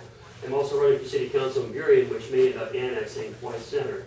To hear the possibility that Club Evo may open sickens me. From the moment that club's opened, it's been nothing but trouble to the people of the neighborhood. You know, you claim that you're going to bring in 3 officers and 1 outside. Well, that might be nice for the people in the club. But what about all the people showing up that are outside the parameters of your club? What it does is the police from all the different parts of Burien have to respond to that, which means the citizens in the rest of Burien are not getting the protection that they need. The council has worked, has listened many times to the police reports. The incident reports did go down considerably when your club was closed. You come here selling us like we're just going to buy right into your family and everything else. You're going to live in Southern California.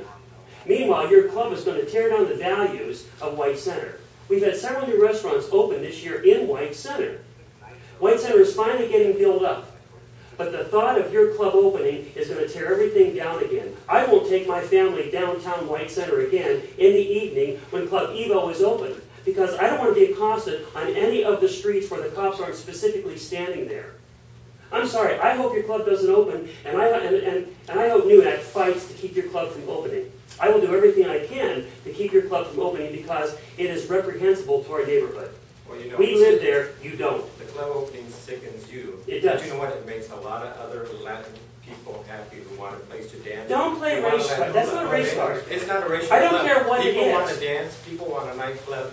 They have that. And a lot of people want to fight. You know. Unfortunately, you get that many people of any race and in the evening, and there might be not alcohol in your club, but there'll be alcohol elsewhere. Okay, let's move on. Matt, you have a question? My name's Chuck McElroy. We haven't met either. I own the Triangle Pub up at the end of the street. I've owned it since 2005, and I've had the opportunity to operate my business with a direct view down 16th Avenue to see what's going on Friday and Saturday nights. And the story that you're telling us, if Barbara doesn't believe, I believe. I believe that your #1 priority is to take care of your family. I believe that you won't have any violence inside the club. I also know that I've seen people cut the influx and the outflow from your club. I've seen the litter that comes with it. I've seen the fights that come with it. It's not age determined. I think it would be awesome if we had a Latin dance club in White Center. Just not yours, because what you've done is you lied to the community. You have made poor business decisions with regard to the community, and there's absolutely no reason that there should be the expectation that you're going to do anything other than what you've done before based on the track record. And for you to come in and say that those problems were short-lived or those problems were symptomatic of this situation or that situation is simply not true. And I've been an eyewitness, so you didn't see it on the inside of your club because you were working in there and you felt safe with your wife and your kids. That's great. My customers didn't feel comfortable crossing the street. I've seen the light show on Friday and Saturday nights for the last 6 years. When Club Evolucion was finally closed down, and it took a lot of effort from the community to close you down, it was a godsend. And there was a difference in the way that the community feels. There's a different vibe going on. I represent the White Center Chamber of Commerce, and I can tell you that the chamber as a body will oppose what it is that you're trying to do. Well, I'm glad you say it's Friday nights because the club is not open Friday nights. Friday and Saturday nights. I've seen Friday nights. Well, except for your hip hop. Except for your hip hop. All right, it doesn't matter. I've said what I need to say. 2010, I was open Friday nights. We have another question for somebody. Yeah, Mercedes Mantona. It's not a question, it's basically what I am perceiving. That it's all these ideas sound to be like they're on tenterhooks, like we're gonna do this and we're gonna do that. And we're just, it's like the sirens, for Ulysses. Come, it's gonna be fun. But the reality is that it's a lie. It's a nice lie. You don't live here, and you're saying, I'm going to be there every Saturday with my wife and my family and my children. When you are in California. That's not true. It's a lie, but it's spinning a nice yarn, and people might say, oh yeah, let's unite, Latinos, come on, vamos, right? No, that is not true. It creates a lot of problems, as it's been nicely put. by everybody else. But I just wanted to point out the inconsistencies, the lack of truth. And we're going to do a restaurant, and we're going to do a liquor, and we're not going to have children, but we're going to have them over here. But no, we're going to have. So it's insane. It's insanity to me. And the idea of a club sounds good, maybe not right there, in the middle of a street, in the middle of a neighborhood. Well, South Lake Union is a very different story. Completely different story, with lots of parking lot too. And lots of issues, because I am familiar with that. So anyway, that's what I wanted to comment. That's all. Thank you. I wanted you to understand that part of the issue is you can do whatever you want to protect your club, but most of the things that are happening after your club closes because of the people that are coming to that club. And there's not really, I don't know. Well, I can tell you one of the things that it's not true that I was not on the street, that I stayed within my club. That's not true. You can ask the King County officers that work for me. I go out on the street every time in front of my business because I have concerns about my business as well. Obviously, at that point in time, they were all ages. There were 16, 17-year-old girls that would come together and ride. I made sure that security would walk them. Yeah, I was concerned about, literally concerned about other people, whether it be drunks, whether it be other criminals in the area, affecting my patrons as they're walking outside the club. So I was concerned. You can, King County officers, they would walk the street. They didn't just stand and sit in front of my club or stay inside. They would walk. Car piles of burglars which have gone down significantly. Like I said, I have not seen more than 30-40%. Obviously, I guess the stats right now show that crime hasn't really changed, I guess. Continues to, anyway, rise. Reduction for definitely. We have another question.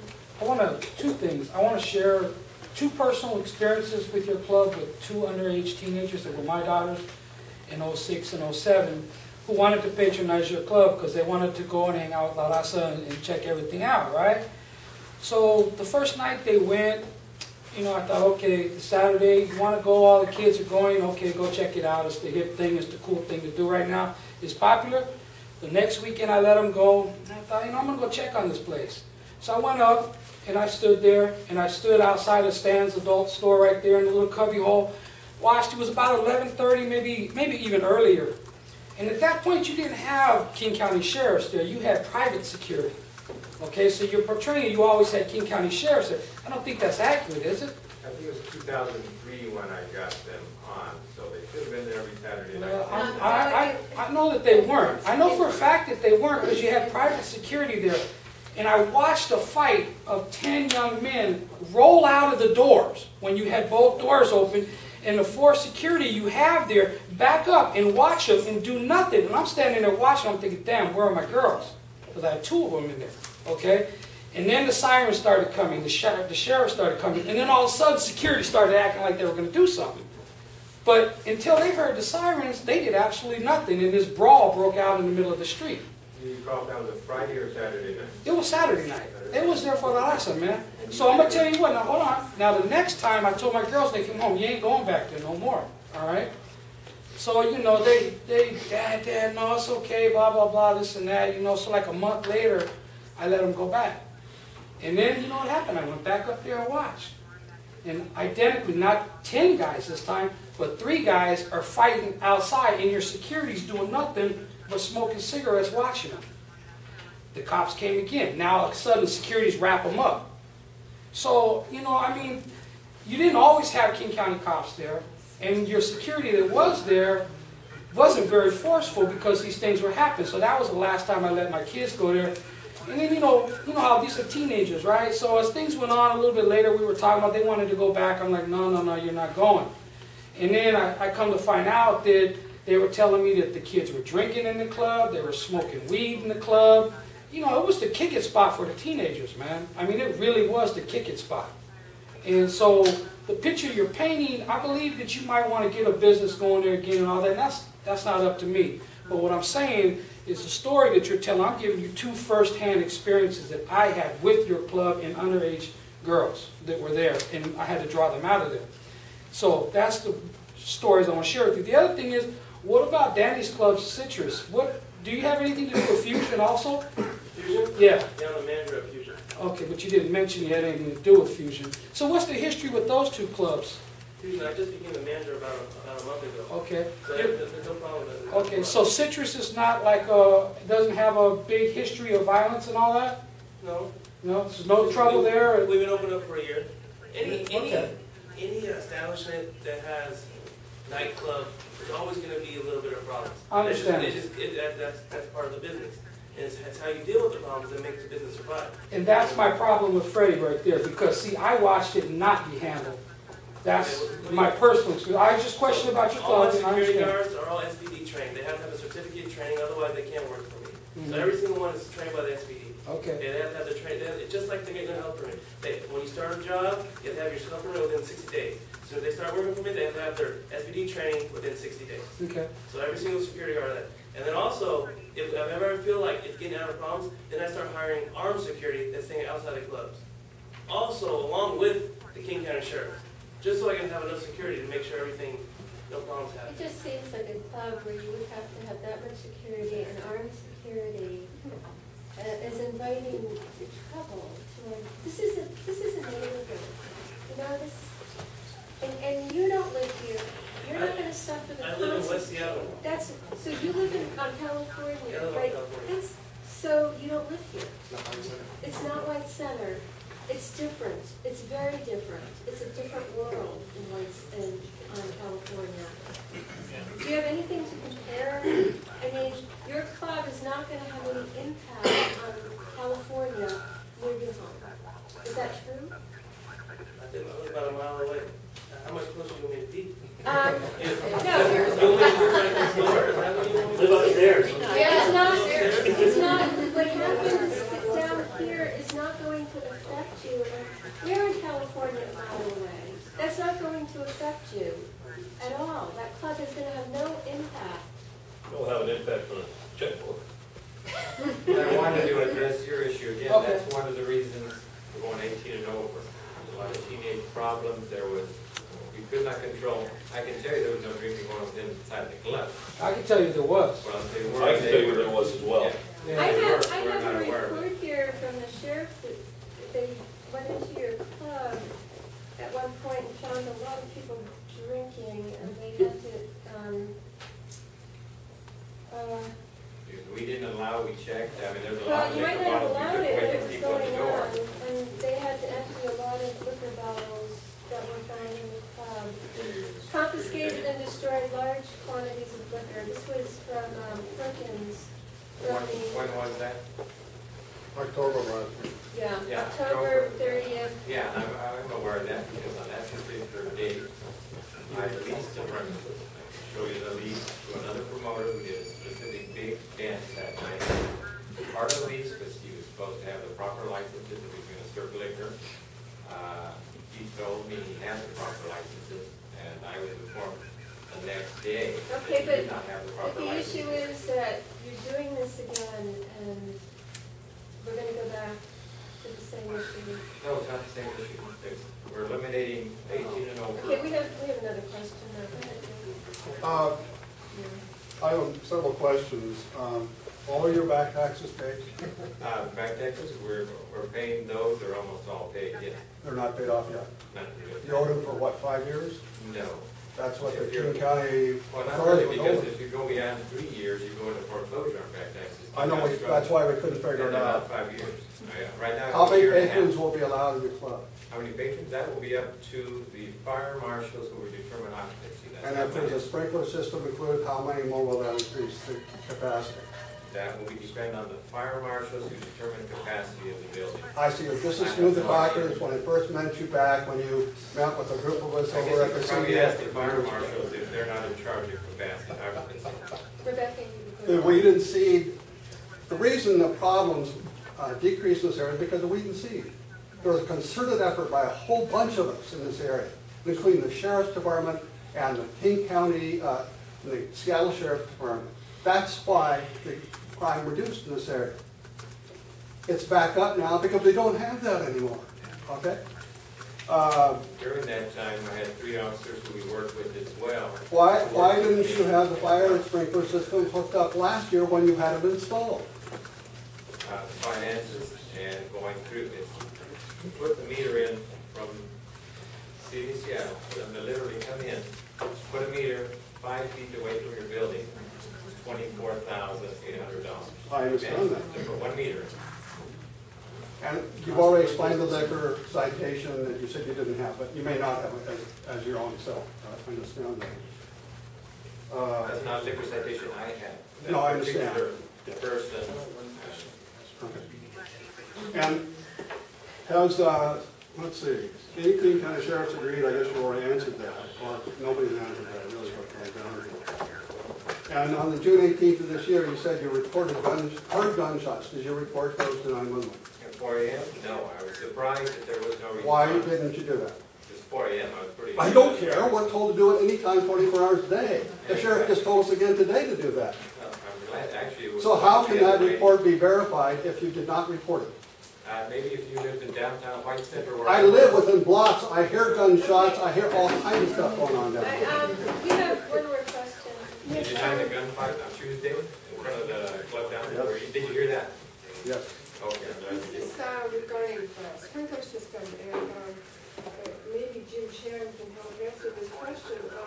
But I have heard that the size of the water main that's in the street there is not a sufficient diameter of pipe to supply the water pressure needed for a sprinkler system that has that size of a capacity. And so to do that would involve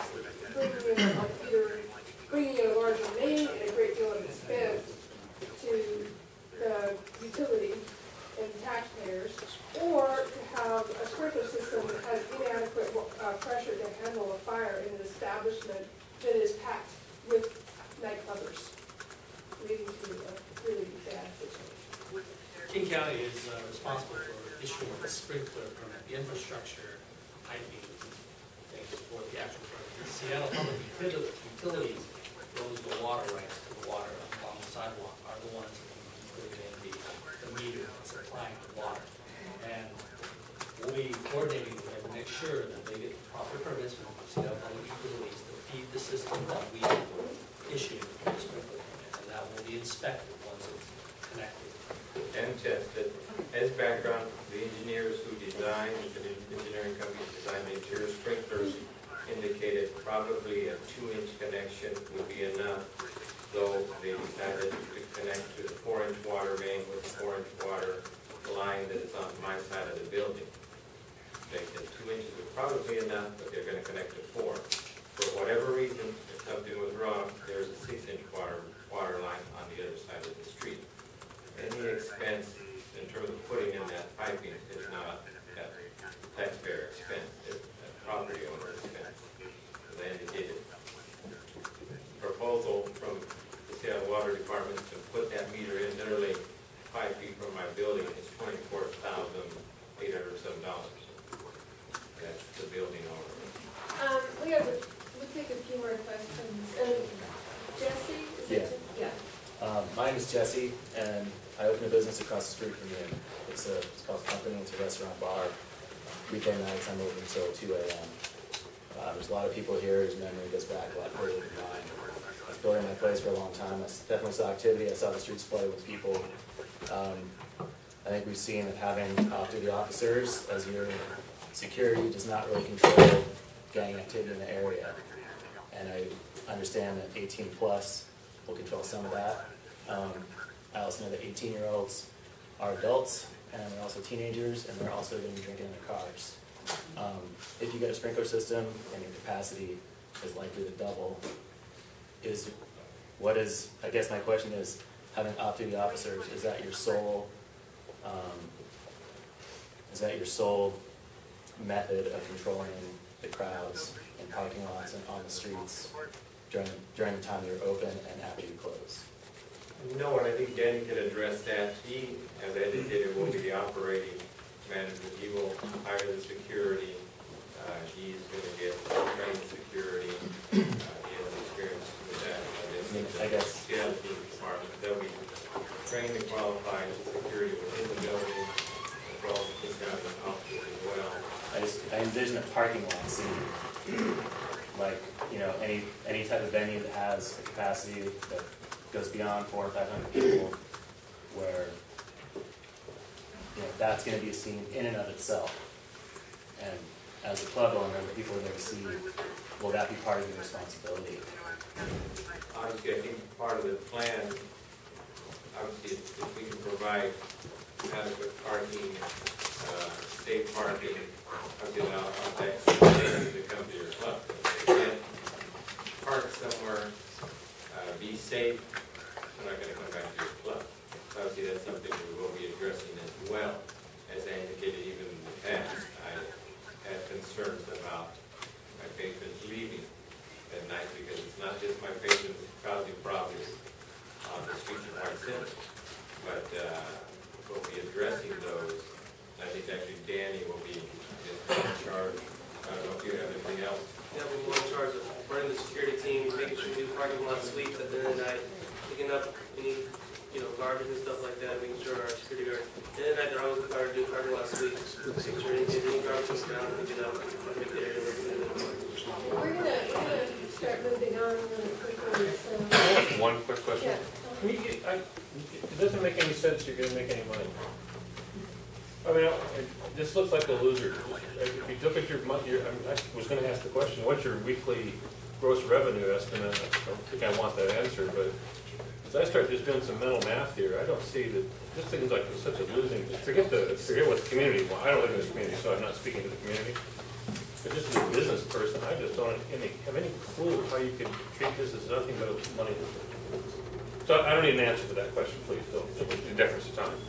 Thanks. Bob, last question. Okay, two questions. Well, one, when the club was operating before, the problems in the club were a minute problem, and there were plenty of them there. But most of the problems that we, the citizens, had to worry about were outside the club. You won't have any more control over that than you did before. You'll have less control over it because there's less help from King County and the Seattle Police Department. There's less of them around to help you. Now you say your people want a club. I think that's fine. I hope it works. But if you manage to get open for business, you better get through to those people that anything outside that club is going to cut your throat and put them out of business. So you better get that across to these people, because we're not going to put up with any crap outside the club that we did last time. Thank you. And that's exactly one of the reasons we're not doing hip-hop tonight. Exactly that's my favorite. Eric, what last? I just wondered if you would put into the record for King County, because it sounds so vague on the parking. People who are illegally parking at Bank of America. People do not want to have to put chains across their parking lots. You had a junior assistant manager that allowed you to have people park at Shucks. Would you put into the county record that you will rent parking? I can tell you that yes or no? That's one of the things that I tried to address before. If I can get Shucks or Bank of America to rent us parking, we will rent it. And if you, for what? Reasonable rates? Reasonable rates, yes. Obviously, I want to provide parking as close as I can for my patrons and not have them have to park, you know, on the side street. They park all there illegally, and yeah, and Shucks was questionable, but yeah, that's why we had some type of relationship with Chuck last week. With a junior manager or something that wasn't there anymore. But obviously, if I can provide parking lot, I will. All right, we're gonna Jim, we have a question for Jim. I had one question real quick for you. I want to ask, so how many years back does King County allow businesses to be, on their taxes? I mean, on their property, on their property taxes. So King County Code is very specific that we cannot issue certain types of building permits until property taxes are brought. They can apply for it with a review, we just can't issue the permit until they apply. Not on all building permits, certain ones, and a building permit is one of those. I just have another quick question. Mr. Lopez, has been working on the club, so he obviously plans on opening it. But there has to be several hoops that have to be jumped through. And so what can the community do if, you know, we want to look at opposing the club. Legally, what can we do and what do we need to do and how will we be informed of what's going on? Because there's been a lot of work on the club. I contacted your office. It seemed like nobody was aware initially that he was even doing anything there. So there's a concern that we're not being, the communication isn't being put out there for us. Okay, I think the best method is what we currently have now. That I will continue to share with you. Last year, I've been sending out emails as the lawsuit, the code enforcement case, legal proceedings, and then latest meetings that we had. I'll continue to do that. When and if the applications come in for both the building and the business license, and eventually possibly liquor licenses, we can definitely pass that information on. But before he has an opportunity to actually go through that process, I mean, is there anything in the meantime, like what can we do on our end? You can continue to send in comments to us. We'll collect them. We have already been doing so. We have significant files on this violation of the case on Club Evolution, although it's been closed because there was an injunction. If there's any complaints that comes in from the community, we will open another case and we will investigate. That's after the club opens. Again, yes, if there are complaints before the club opens, you can turn those in and we'll investigate them, but if it's not open, it's probably not. Other than the color of the building, but yeah. Not sure about that. But when the applications comes in for the building permit and the business license, please, if you have any concerns or questions, you want some input, send us emails. I'll leave a bunch of business cards up here for you before we leave. So let us know. Contact Barbara. Barbara has my contact information. Yeah, it's just a concern that, I mean, it's just, we've heard from you for years. You were in arrears in your taxes for how many, 3, 4 years. You didn't have the proper permits, and there was problem after problem, and now you're coming to us and saying it's all going to be great. And there's a lack of trust.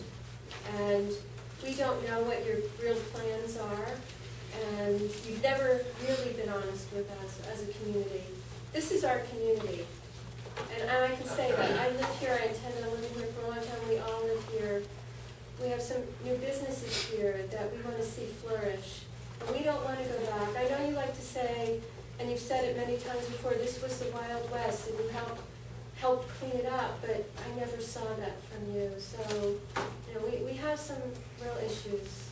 well, I would like to close it saying that this is part of my community. I, as indicated, live here in White Center, and I moved to Burien, then to Des Moines, and just recently is when I moved to Southern California. But I still have, probably the most important asset that I have is my building here in White Center. Obviously, I'm investing probably over $100,000 in the building, and that is my building. I want you to understand, I'm not going to put that money in and create a problem for the community, because that is my building. Okay. Well, thank you for coming. Thank you.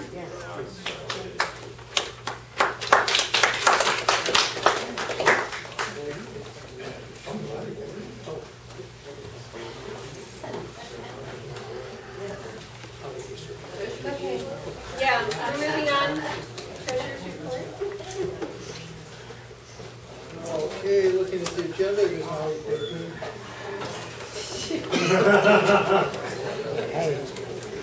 did finish up last year, we had our county coming through June.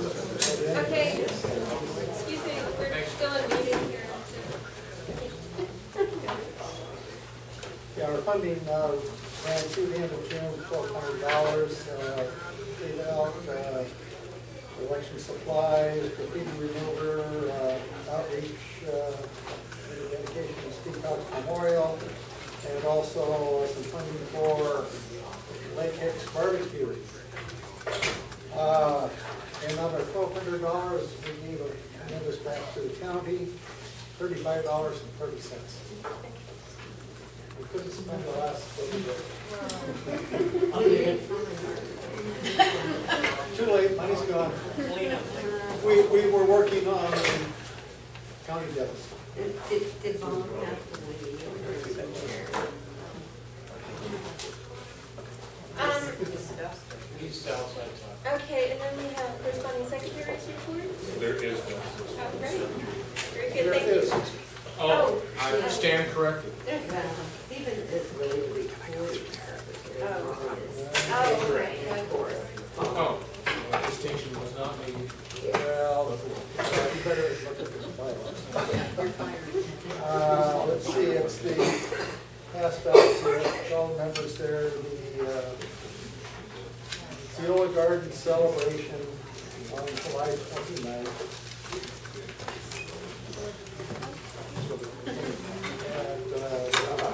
Is that like 11? 11 a.m. on the 29th. Okay. Then we'll move on to committee reports, governance. Arts and parks. Art, yeah, well, they've already announced the barbecue. Yeah, it looks like barbecue and the, we didn't have to say that, but the food bank, the Greenbridge barbecue. When was the next like from? 20th is when it's